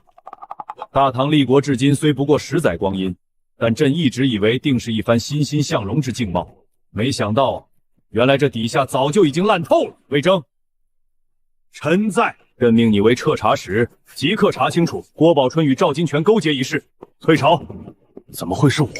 我才刚转投陛下，这就给我安排好差事了。表弟，你也太神了吧！那王宗元分明是来弹劾你的，可最后他被吓得屁滚尿流。这叫平日不做亏心事，半夜不怕鬼敲门。你说的对，不过表弟我有点不懂，你为何不建议陛下彻查王氏？你小子要是没脑子，能不能少说点？我哪里说错了吗？还不知道哪里说错了。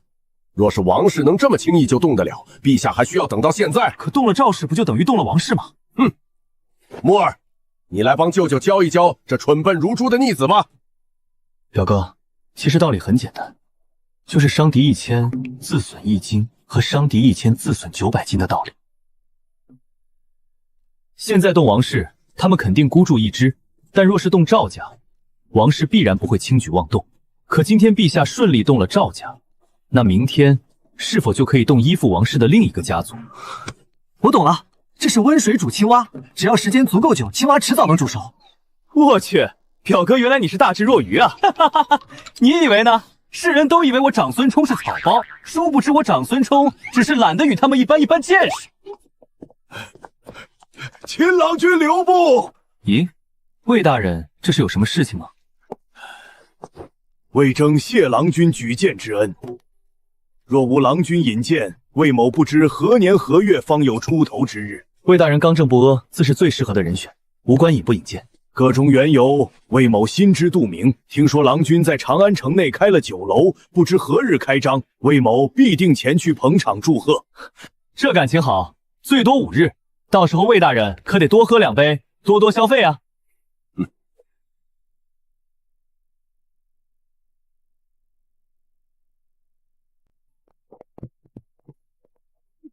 仁贵，事都安排好了吗？少爷，徐少林和村里人已经把所有的酒都拉过来了，这会儿正在楼下忙呢。那就好，已经培训了这么多天，想来不会出什么问题。肯定的，那一套培训下来，村里人全都改头换面了一样，等着食客们进来，定会被咱们的服务给惊艳到。就是这炮战都放好一会儿了，怎么还没人来呢？这醉仙坊好大的排场啊！你们看那铺设的木地板亮得发光，里边的小孩个个穿着一样的衣服，精神抖擞，想来价格必定不低。据说这醉仙坊的幕后大老板正是前段时间名震长安的开国县男秦牧。那要是咱们进去吃的话，香城公主到！不愧是开国县男秦牧，开业第1天就有公主来捧场。赵国公长孙大人到，卢国公房相杜大人、魏大人到。天哪，这他妈个个都是国家巨捕啊！不得了，若是今日我们能与诸位国大人同坐一屋而饮，岂不是光宗耀祖了？掌柜的，给我留一张桌，我也要出10斤紫生一起给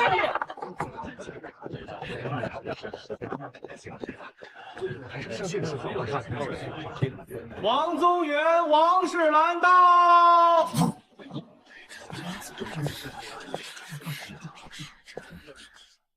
这老匹夫还真出人意料啊！恭喜，恭喜秦郎君开张大吉，财源滚滚来啊！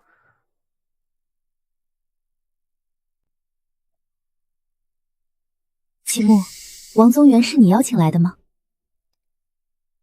仇人见面分外眼红，我怎么可能会在这种日子邀请他来？那也就是说，那老小子绝对包藏祸心了。哼，这是必然的，就是不知道他准备怎么做。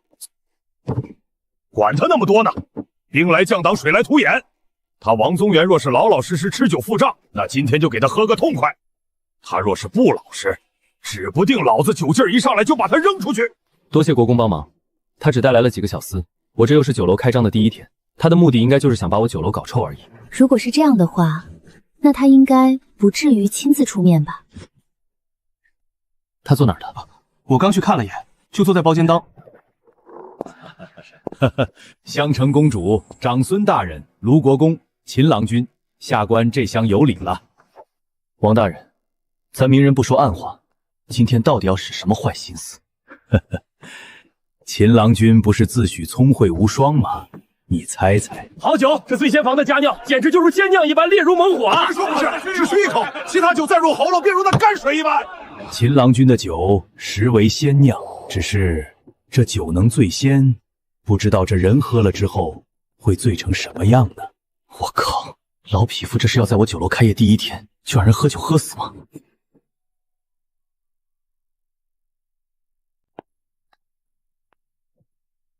齐木，王宗元到底憋了什么坏心思？醉仙符的酒，其酒之烈，古往今来独一份。若是我酒楼开张的日子，忽然喝死那么几个人，诸位觉得我这酒楼还开得下去吗？什么喝死？也就是说，王宗元那老主父安插了死士进来。想来应该是了。那还等什么啊？赶紧把那几个想惹事的揪出来！此刻酒楼这么多的客人，怎么揪？表哥说的对啊，把那些人找出来不就是了？秦郎君的意思是想到法子怎么找了？醉仙酿的度数虽然高，但在此之前可从未有人饮过，所以想把自己灌死，那也得他们咽得下去。木儿，你的意思是王宗元安排的死士身体必有救急？对啊，身体有疾，再引入大量烈酒，性命必然堪忧。若是当场死掉，百姓们可不管他是不是有病，只知道醉仙坊的醉仙酿会毒死人。公主真是聪慧，一眼就识破了王宗元那老匹夫的毒计。只可惜啊，王宗元自以为天衣无缝，但他好像忘了，我秦牧可是连孙思邈都想拜师的神医。哈哈，对啊，吾弟乃当世神医，宵小之徒谁能逃过他的法眼？表弟，你快看看都有哪些人，你指哪儿，到时候我打哪儿。愚蠢、冲动、莽夫！父亲，我又咋了？还咋了？如果秦牧找出那些人直接收拾，那今天的生意还做不做了？好像也是，可不收拾能咽得下那口气吗？秦郎君，莫非你是想借救治太子救急以及神医孙思邈之名，堂而皇之的处理掉此次危机？魏大人与我当真是心意相通，都明白这世上没有不贪便宜的人。这秦牧当真是有些本事，若不是亲口品尝，真不敢相信世间有如此佳酿。可惜他不开眼，竟与大人您作对，所以酒再好又有什么用呢？没错，在长安城敢与5姓7望作对，就是在找死。对了，计划该开始了吧？大人放心，已经安排了。今天这醉仙坊被捧得有多高，届时就摔得有多惨。各位，我东家乃是治好了太子救急的神医，今日醉仙坊开业，我东家将随机挑选几名顾客，现场检查身体。什么？秦牧的狗腿子刚说什么？回大人，好像说秦牧要给客人们检查身体。混蛋！秦牧小儿，你又要坏我大事！各位，我家少爷的奇伯九针，神医孙思邈都恨不得现场拜师。今日恰逢酒楼开业，少爷感谢诸位捧场，便决定摆下枕台，挑选幸运时刻，现场检查身体。我靠！我就是过来吃个酒，还能碰到神医现场为我检查身体？选我，选我，快选我！秦郎君可是给太子殿下治病的神医，若能被他治一治，也是三生有幸啊！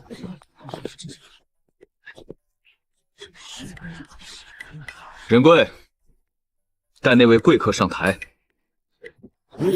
选我干嘛？我没病，不需要看病。你小子身在福中不知福，我们他妈的想被选都选不到。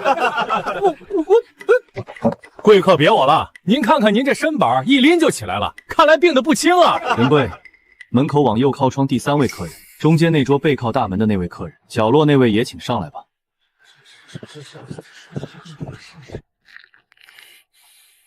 秦牧，本官和你没完！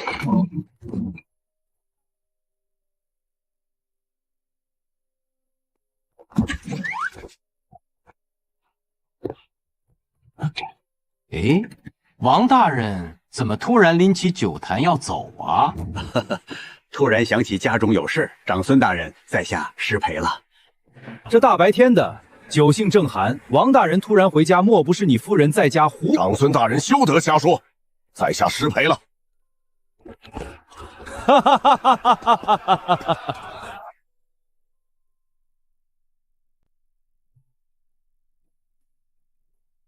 哈哈哈，木儿，你这计划简直就是一箭三雕，既兵不血刃的破坏了王宗元的阴谋，又博得了义诊的好名声。最主要的是，今日的开业非但没受到任何影响，反而吸引了更多人前来。没错，在秦郎君想到这个办法之前，在下是真不知道该如何能够解决危机。秦牧，你为何这么聪明啊？换做旁人，估计都成热锅上的蚂蚁了。一切阴谋诡计都是纸老虎，只要坚信这一点，谁都没法拿我怎么样。哎呀，公主，还有各位大人，闹腾这么一番，我肚子都饿了。咱们这饭还吃不吃？这酒还喝不喝了？哈哈哈，来，咱们共饮一杯。据说今天是秦牧那家酒楼开业的好日子。我看陛下担忧生意是假，实则是为没喝到那醉仙酿而失落吧。呵呵，观音碧，你这……陛下，醉仙坊那边刚出了点事，但很快又被秦郎君化解了。快说来听听。这王宗元好歹毒的心呐，居然连这种填人命的毒计都用得出来。还好秦牧聪慧，能用如此大义手段化解危机。是啊，那小子真是次次让朕惊喜。朕若是不推进蚕食计划，那小子迟早被世家大族算计了。听陛下这话，怎的感觉把秦牧当自家人了？就相承对秦牧的态度，皇后你觉得我不把他当自家人，他就成不了咱自家人了？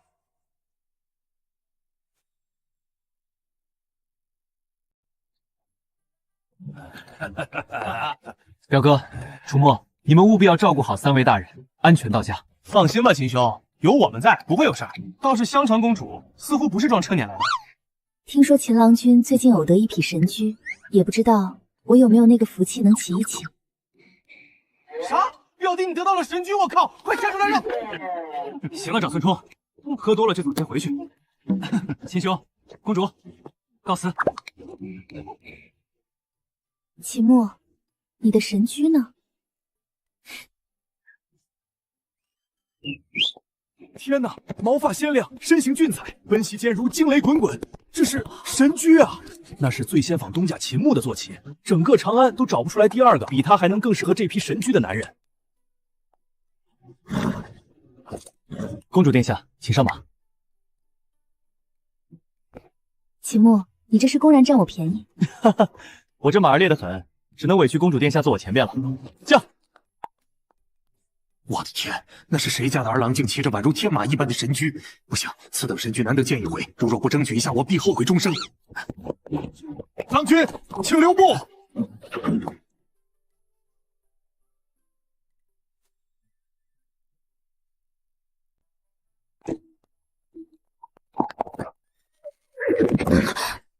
你是何人？郎君抱歉，在下乃是一名胡商，在长安以售卖马匹为生。卖马的胡商，呵呵，那你还真是好歹，居然敢拦我的去路。郎君莫要误会，在下只是见到您这匹神驹，心生神往，不知郎君能否割爱？在下愿出3000金，100金便可购得一匹好马，1000金则可买下宝马。虽说那匹马如神驹，但撑死也就2000金吧。那胡商怕是被马儿迷了心智，否则怎么开得出3000金的价？群傻猪，3000金获得已是捡到了大便宜，转手必能卖出6000金的价来。郎君，这匹神驹虽然神采非凡，但在下给出的价格亦是这长安城内的最高了。3000金便想购得我胯下神驹，你在做梦吗？糟糕，是我太贪了。郎君恕罪，如果价格低了，我愿意出5000金。什么？5000金？你出价3000，我只觉得你在羞辱我，并非是要出售的意思。所以别说5000金，就算是万余子马也不卖。原来这匹马这么值钱，看来今天非要骑马，一点也不亏啊。郎君真一点卖的意思都没有吗？没有。等等，郎君打住！你开出的价格按常理来说远超市场价，说说吧，是不是最近的马价都变了？郎君猜的没错，关外涌入长安的马匹逐渐稀少，马价已经有翻倍之势了。秦牧，你是不是觉得哪里有问题？没事，这马儿可是有人出价5000金，我带你多溜溜。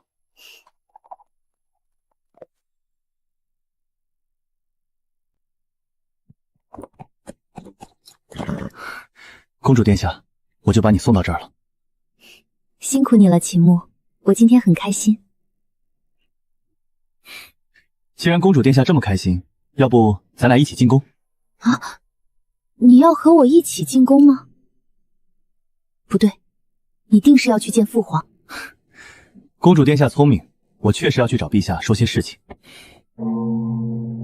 你真的是，明明有重要的事情，为什么要和我浪费一下午的时间骑马？在我心里，能和公主殿下策马奔腾可是最重要的事。贫嘴！父皇母后，我带秦牧来了。你还知道回来啊？再不回来，朕还以为朕的公主被人拐跑了呢。臣见过陛下，见过皇后娘娘。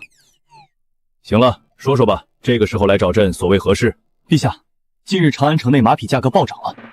马价一直很高，暴涨有什么问题吗？是啊，马匹的价格一直起伏不定。陛下，至少是翻倍的暴涨，秦牧绝不是无的放矢。马价暴涨就意味着关外的马匹供应不及时，供应不及时，那就意味着……秦牧，你是不是想说关羽出了问题？能出现马匹价格翻倍暴涨，那就只有边关出了问题。而边关一旦出问题，每一种都指向了战争。臣等参见陛下。此时召唤各位爱卿过来，属实是有了一个天大的变数，还请陛下明示。近期长安城内马匹价格暴涨，我怀疑突厥的竭力很有可能要在边关发动战争了。最近这段时间，似乎竭力内司确实很安静，安静的不太像话。臣以为秦牧的猜想很有可能，马价不可能无缘无故的攀升。陛下，厥利内司当初可是让咱们好生没脸，这一次他既然敢发动战争，那咱们必要他有来无回。此刻并不是起战事的好时候啊！皇上，你这话我可就不爱听了。咱们大唐现在要粮有粮，要兵有兵，还怕他个竭力？秦牧，此事你怎么看？微臣以为打必须打，而且要狠狠的打。哈哈哈哈哈！小子说得好，我大唐上下的将士们哪个不想那把竭力打得屁滚尿流？既如此，你先行退下，我与诸位国公再商讨商讨。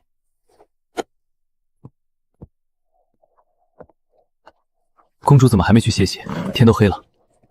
秦牧，父皇他们商讨的如何了？军国大事可不是我能去智慧的，自有国公们处置。再怎么样，那也是你先发现的啊。事情还不确定，眼下已经入夜，气温凉，公主赶紧去歇着，莫要染了风寒。丁，宿主今日与香橙公主一起感受赤兔马的速度与激情，符合系统奖励要求，奖励已发放。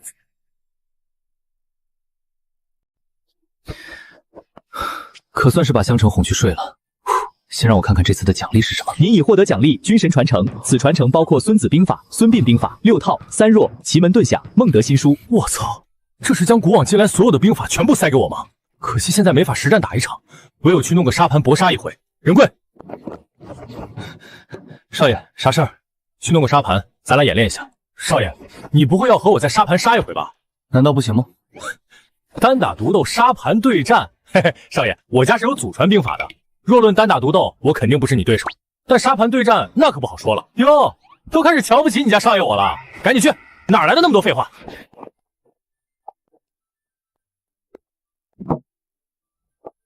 这样你是蓝方，我是红方，我们俩从现在开始争取这一座城，谁攻谁守。我守你攻，你的兵力是我的10倍。我靠，10倍兵力的优势，少爷，你要我拿什么输啊？拿什么？拿脑子赢你。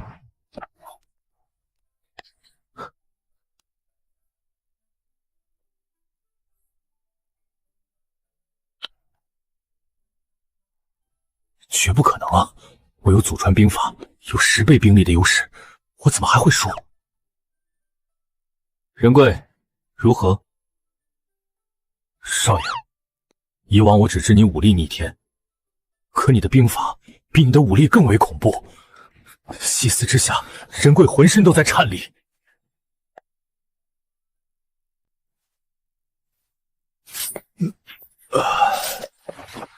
少爷，您醒了，今天要去酒楼吗？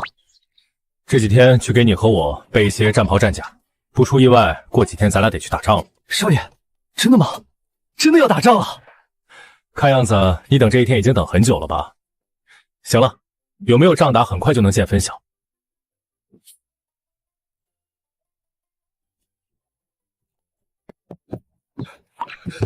陛下，边关800里加急，突厥竭力可汗集合部众20万，已兵临灵州城。竟真的出事了！秦牧好敏锐的察觉，不愧是木耳，如此大事竟也能预料。只可惜急报来得太快，若是竭力那边晚些动手，朝廷也能做些安排了。秦牧此子好生恐怖。诸位，灵州战事已起，若灵州被破，届时竭力的兵马将直通长安。陛下，臣愿亲率大军驰援灵州，将突厥那些麻子赶回草原去。陛下，臣也愿往。陛下，不可！朝堂初稳，若此刻大举迎敌，恐对社稷不利呀。放你娘的屁！敌人都打到家门口了，若不迎敌，难道还当孙子一样把他们迎进来啊？卢国公的脑子就和嘴一样的粗鲁。敌人来了，不一定非要打，而是可以坐下来好好商量。商量？如何商量？很简单，只要再争取几年时间，就算割地赔款，或遣派一位皇室公主与之联姻，都可算为缓兵之计。臣附议。臣也附议。右仆堰的意思是，薛力打来了，朕还要陪着笑脸讨好，不是？陛下，此乃缓兵之计也。如今大唐只需再过几年，待大唐兵强马壮之日，今日之辱自能全部找回来。是啊，陛下，尹太子之祸才刚刚过去，若战事再起，朝堂乃至于百姓都无力承担。所以，割地、赔款，甚至和亲，你们也要朕去做。陛下，突厥狼子野心，若此次妥协，过个1年半载后他们又来，到时该如何办？对，突厥那帮蛮子最是没有礼义廉耻，今天割地，他们明天就敢又来要赔款，所以对付突厥就一个字儿：打。打是可以，但拿什么打？我大唐现能集合起来前往灵州驰援的，连10万都没有。是啊，陛下，兵力悬殊，此战咱们胜算居少啊。不若先派遣使者看看突厥那边什么条件。那秦牧凭借和香城公主的关系，才进入到陛下的眼里。若能借此次机会，逼着香城公主去和亲，就相当于推倒了秦牧那厮的靠山。陛下，灵州告急，突厥竭力可汗率20万大军已攻破灵州。什么？灵州破了？陛下，从边关到长安路途遥远，谁也不知道突厥如今推进到了哪一步，还请陛下趁早做出决定啊！陛下，臣以为应当做好万全准备，先准备好相应款项，再派一名成年公主跟随使者一同前往商议。王侍郎好急呀！那你说，朕该派谁一同前往？臣以为皇室当中襄城公主最为合适。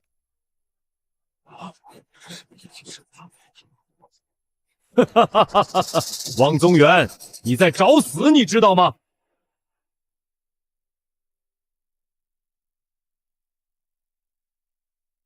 王宗元，你在找死啊！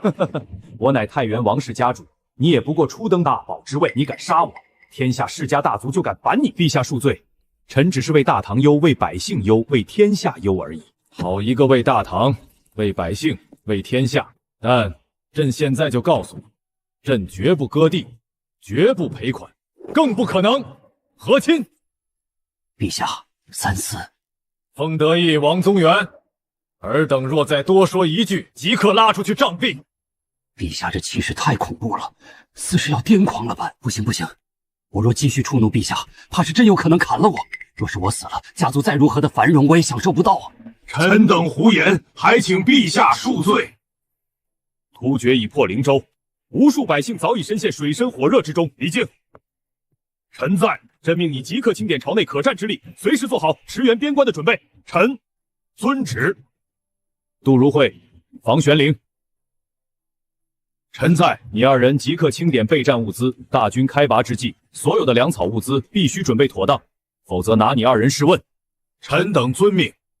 程咬金、尉迟恭，臣在。臣在。你二人不行，他二人早已在宫中有要职，不便跟随李靖一同出兵。陛下看来不愿意动程咬金和尉迟恭，既如此，我可以将秦穆王推往战场，到时候可怪不得刀剑无眼。陛下，两位国公身居要职，离不开长安啊。刚好臣最近听闻有一人战力无双，想引荐给陛下。谁？开国县男秦穆。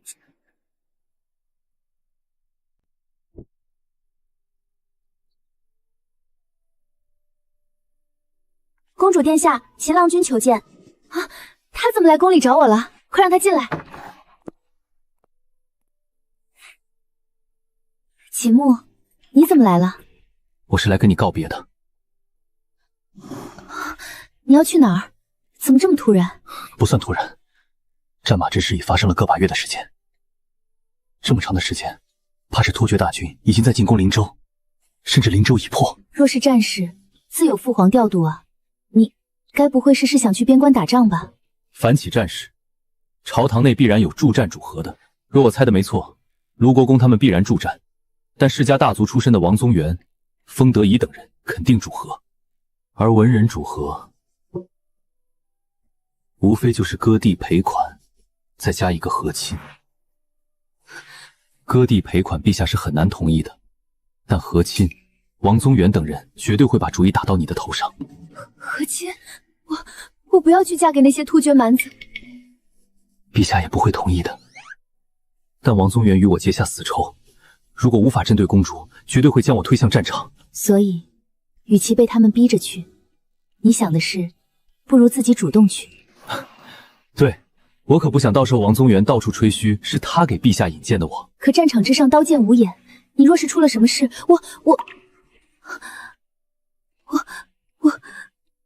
公主，你莫不是……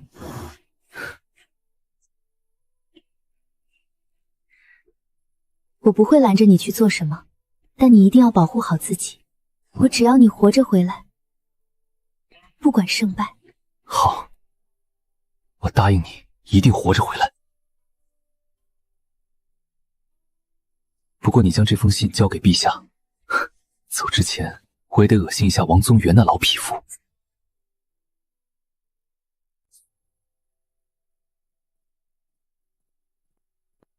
君谢，秦穆来了没有？喊他入殿来。陛下，臣并没有见到他，府中的下人说，秦大人一早就带着薛仁贵离开了长安。离开了长安，他去哪儿了？去封地了吗？秦大人离开之前说，短期内不会回来。陛下，此时正值朝廷用人之际，秦牧身为陛下亲封的开国县男，却在这个时候出去游山玩水，其心可诛啊！陛下，秦牧有封地，也一直久居长安，眼下离开倒是巧合。木儿并不知道陛下会召唤他，倒是两位欺压我外甥之心，路人皆知了。赵国公说笑了，身为陛下的臣子，不思为陛下解忧，反而遇难就跑，难道不是居心不良吗？都给我住嘴！来人！陛下，襄城公主求见，说是秦大人离开之前让他转交一封。让襄城进来。襄城见过父皇。父皇，秦牧走前和儿臣告别过，并让儿臣在朝堂口述信件内容。哦，你讲来听听。尊敬的陛下，微臣实在担心边关危机，就不等您宣召，先带着家仆前往灵州支援了。什么？秦牧是去灵州支援了？他说去支援就是去支援了，我看他是故意这么说好躲起来吧。秦牧让我口述的第二句话，王宗元老匹夫，边关战事将起，你个老不知羞的肯定会想方设法迫害我，你肯定会给陛下建议让襄城公主去和亲，然后又给陛下推荐我去战场送死，对不对？王宗元，你个老不死的，作为臣子，我绝不会让陛下为难，所以我自己去战场。不过你最好天天祈祷，不然我活着回来就有你好看的了。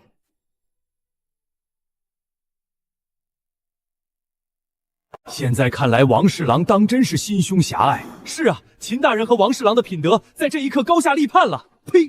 王宗元，我外甥心系国家，心系陛下，却因为你的逼迫，不得不忍受屈辱去救国救民。老匹夫，你就不会觉得羞耻吗？王宗元，难道所谓的世家大族的族长，全是如尔等这般的无耻之徒吗？说得对。王侍郎，本官此刻耻与你同朝为官啊！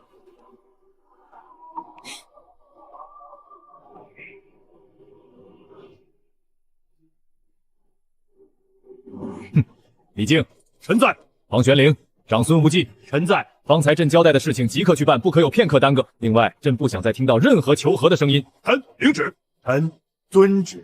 若再有扰乱军心的声音出现，朕定斩不饶。陛下英明。少爷，咱们距离荆州城已经不足20里了，要不要休整下？不行，现在只有先抵达了荆州城，我们才能帮到守城将士，拖到朝廷的援军赶来。可是咱俩不过2人，真的能守得住吗？仁贵，来都来了，这一战咱们守得住守不住也得守。少爷说的对，男儿顶天立地，若不能创下一番大事业，岂不枉费世上活一遭？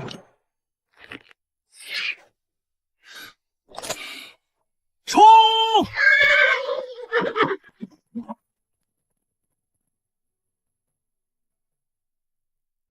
于德宏，你荆州城守军已经不足5000，而我有5万大军，投降吧！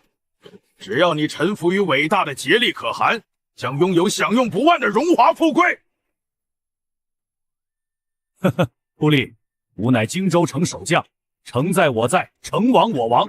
想让我叛唐，除非你割下我的头颅。于德宏，你非要如此冥顽不灵吗？孤立，不要再费口舌了，老子必会扒掉你几层皮，否则怎么对得起灵州城那些枉死的将士们和百姓？这是你自找的。兄弟们，父老们，孤立的5万大军早已包围了荆州城的所有城门，每一座城门不下于10000人。但今日若是放突利进来，后方的袁州、庆州都将一一失守。最后若突利长驱直下长安时，我等便是千古罪人。于将军，吾等愿与将军同仇敌忾，共驱虎狼，同城敌忾，共驱虎狼。真是一群不知死活的家伙！既如此，那便杀吧！斩下于德宏首级者，上牛羊千头。滚木、推、石头、热油、覆水，给老子往他们头上扔！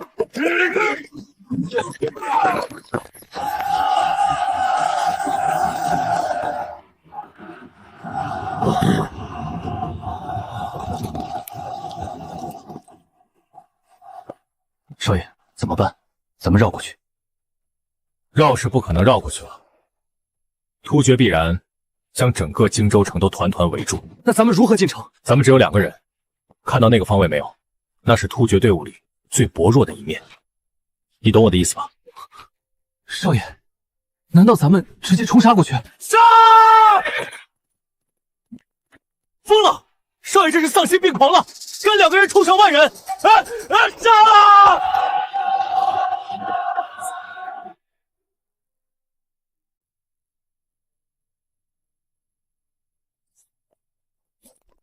报尔可汗，右翼发现大唐士兵，疑似唐军支援。唐军怎么来的这么快？说他们有多少人？2万？怎么可能？二可汗，是2个。两个？哈哈哈哈！混账东西，你他妈的在逗我吗？2个人支援，塞牙缝都不够。二可汗，是真的只有2个人，但那2人很强，我们的士兵根本阻挡不住他们。那手握方天戟的年轻人他是谁？大唐何时出现了这么勇猛之人？报将军，敌军右翼出现我方援兵！哈哈哈哈！天不亡我于德宏，援军终于来了。将军，没有援军，只有援兵。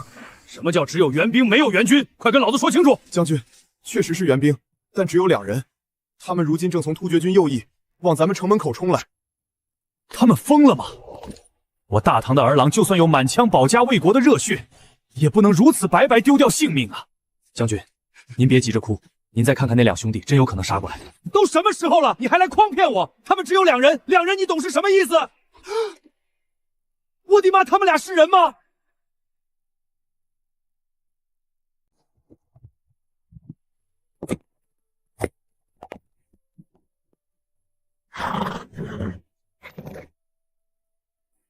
吾乃陛下亲封开国县男秦牧，速速开门！老天爷，幸好他是我这头的。快去把他们俩放进来！将军，若是开城门，敌军趁机冲来怎么办？睁开你的狗眼看清楚，他们俩现在就站在城楼下，可有一个突厥士兵敢往前走一步？太恐怖了，简直就是战场的绞肉机啊！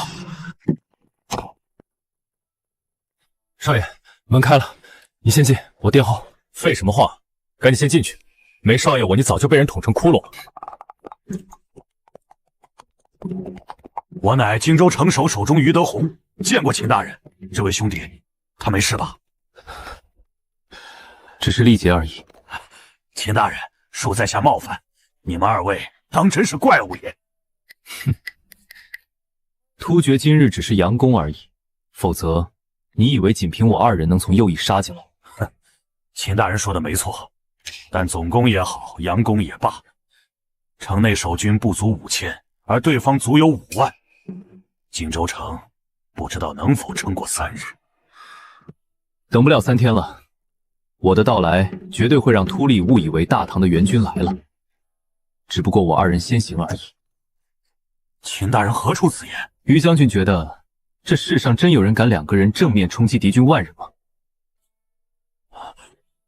如果不是亲眼所见，于某也绝不相信。如此违反常理，我和任琦又身穿战甲而来，突利极有可能会觉得我们的援军马上就要到。所以秦大人怀疑他们会在援军到来之前发起总攻。没错，总攻不是今晚就是明天。于将军，一旦敌军发起总攻，荆州城被破的概率就达到了90%。秦某问你，如果我有办法能保荆州，你可愿将剩下的守军还有数万百姓交托于我？我还有的选吗？我没得选了，全凭秦大人调遣。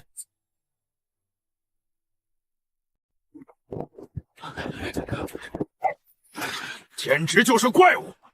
如此无双战将，应该我突厥拥有啊！可汗，方才那战将不过2人，我等为何不直接将他斩于马下呀？是，如果用人海战术，确实可以将那2人枭首。但如此可怕的2人，你们觉得在大唐军中是何等地位？若在咱们军中，那2人战力绝对仅次于可汗您。没错，勇猛暂且不提，只看那领头男子的一身兽面连环铠，绝非军中小人物。所以可汗的意思是，那人身居高位，他死不死不重要，重要的是他的到来意味着大唐的援兵马上就要到了。没错，他胯下的那匹战马驰骋起来，绝对可以领先大部队2到3日时间。若是在我们在大唐援兵到来之前就将他们击溃，那所谓的援兵不就成了笑话吗？可汗英明！各位，从此刻开始，荆州守军所有事务全部交由秦将军处理。秦将军，5000守军和数万百姓就拜托你了。将军，秦将军虽勇猛无敌，可这是数万人的生死大事啊！秦将军，我等不是不信你，而是生死存亡之际，我们不敢马虎大意。荆州城破只在朝夕之间，交给我，或许还有一丝希望。秦将军何来如此大的自信？因为我和仁贵的出现，秃利必然会认为大唐的援兵相至。若你是秃利，在怀疑援兵之至时，会做什么？要么攻城，要么阻拦援兵，否则就将被前后夹击。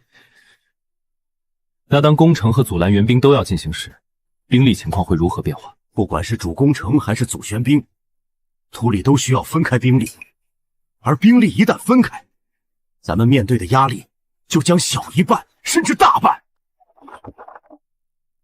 那诸位再随我看这个地方，此地乃我大唐援兵前来支援的必经之地，又称之为天切谷。若是我方在此设伏，秃利派遣阻拦援兵的队伍，能有几成概率生还？这是螳螂捕蝉，黄雀在后之计。秦将军，我等心服口服了。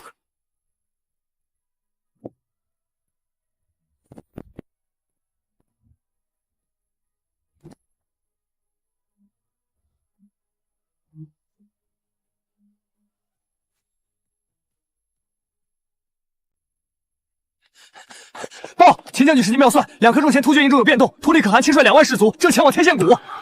秦将军果真是料事如神，5000对2万，并有天时地利与谋略的话，并非没有一战之力。群将军，咱们什么时候出发？我现在已经急不可耐的想要看到秃利在见到我们时候的慌张样子了。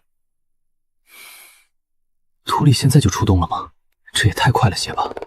难不成他真的没有把握援军要到？不急，他们必定会来探查我们的情况。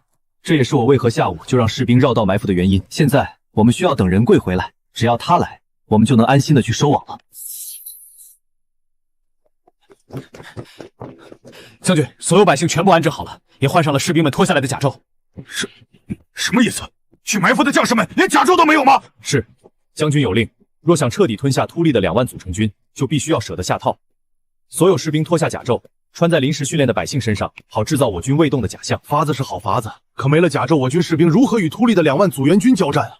若是正面交战，5000人拿什么吃下2万人？行了，万事俱备，就欠一场东风。哎，天干物燥，小心烛火啊！下方就是天切谷了，只要唐军的援兵一到，我军必能让他们葬身于此。还得是可汗英明，若不是您，谁能猜得到？仅凭2个先行将军就能猜到对方的意图。哈哈，唐人虽狡诈，但我突厥何时弱过他们了？吩咐下去，让兄弟们打起12分的精神，待到唐军来临，将他们一网打尽。怎么起风了？来人！可汗，小的在。吩咐下去，此地极其干燥，埋伏期间谁也不许亮出明火来。遵令。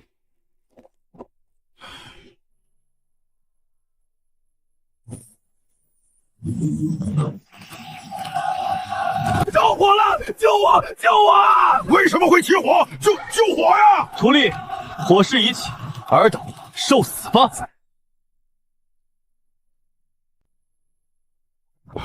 是你，秃利，这天切谷马上就要成为你们自己的坟墓了，所以根本就没有援军，而你们俩就真的只有你们俩。你猜对了，可惜没有奖励。你们怎么敢？2个人吓得我5万大军自乱阵脚！我秃利打了一辈子的仗，没想到今日竟被少于自己数倍的兵力给一把火烧灭。行了，现在说什么都没用了，这把火足以将你们的战力消耗掉七七八八。你还是想想是选择被我一戟戳死，还是活活烧死吧。混蛋，来吧，本汗要与你决一死战。你真聪明，选择了一种最快的死法。什么意思？受死！不要杀我！李将军，能否再快一些？公主，咱们已经将速度提到最快了，再快一点点就行了。如果我们还不赶紧救援，秦牧他只带了薛仁贵一人啊！情之所起，一往而深呐。为了秦牧，谁能想到襄城公主一位女子能兼任到日夜行军？全军听令，即刻急行军，务必要在天亮之前驰援荆州。不能再快了，李将军，老夫这把老骨头就真的要散架了。王大人，如果你耽误大军支援荆州，本公主定毫不犹豫斩下你的头颅。哼，公主殿下既然知道本官是监军，那就知道不是什么指令都能指挥到本官的。你，公主殿下，前方就是天堑谷了，想快也快不了多少，咱们谨慎些吧。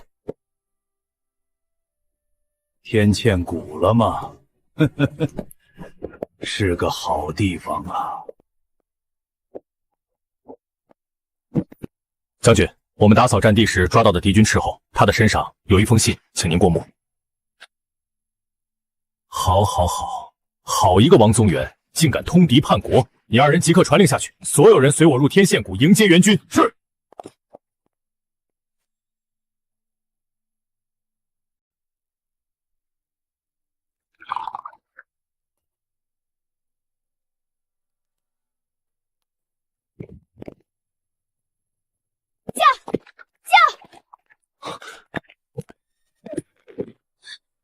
香橙，你怎么也来了？秦牧，你这混蛋，竟敢只带着一人跑到这边关战场来！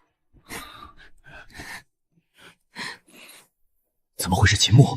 我明明给秃利写了密信啊！老狗，还不束手就擒！秦牧，你好大的胆子！本官忍是监军，你算个什么东西？秦大人，这是何故？我刚率荆州守军设伏全歼秃利大军。收拾战场时，发现这老狗竟与秃利通信，污蔑都是污蔑！厉将军，那封信是伪造的，绝对是秦牧伪造的！老贼，人证物证俱在，你还敢狡辩？少爷，让我一枪囊死他算了。那太便宜他了，不如打断这老贼的狗腿，送往长安，交由陛下发落。陛下也可借机拔掉整个王室。秦牧，你怎么样了？荆州现在还好吗？我没事，现在你和李将军带援军来，荆州之危已不足为虑。那就好。来时父皇说，若这次你能凯旋而归，就把我……把你怎么？你倒是说啊！陛下说，若是你能凯旋，就将襄城公主许配于你。那太好了，这一战不赢我也得打赢他。行了，秦将军，如今我已带来援军，你我二人直接倒了突厥的老巢，如何？正合我意。全军听令！全军听令！打！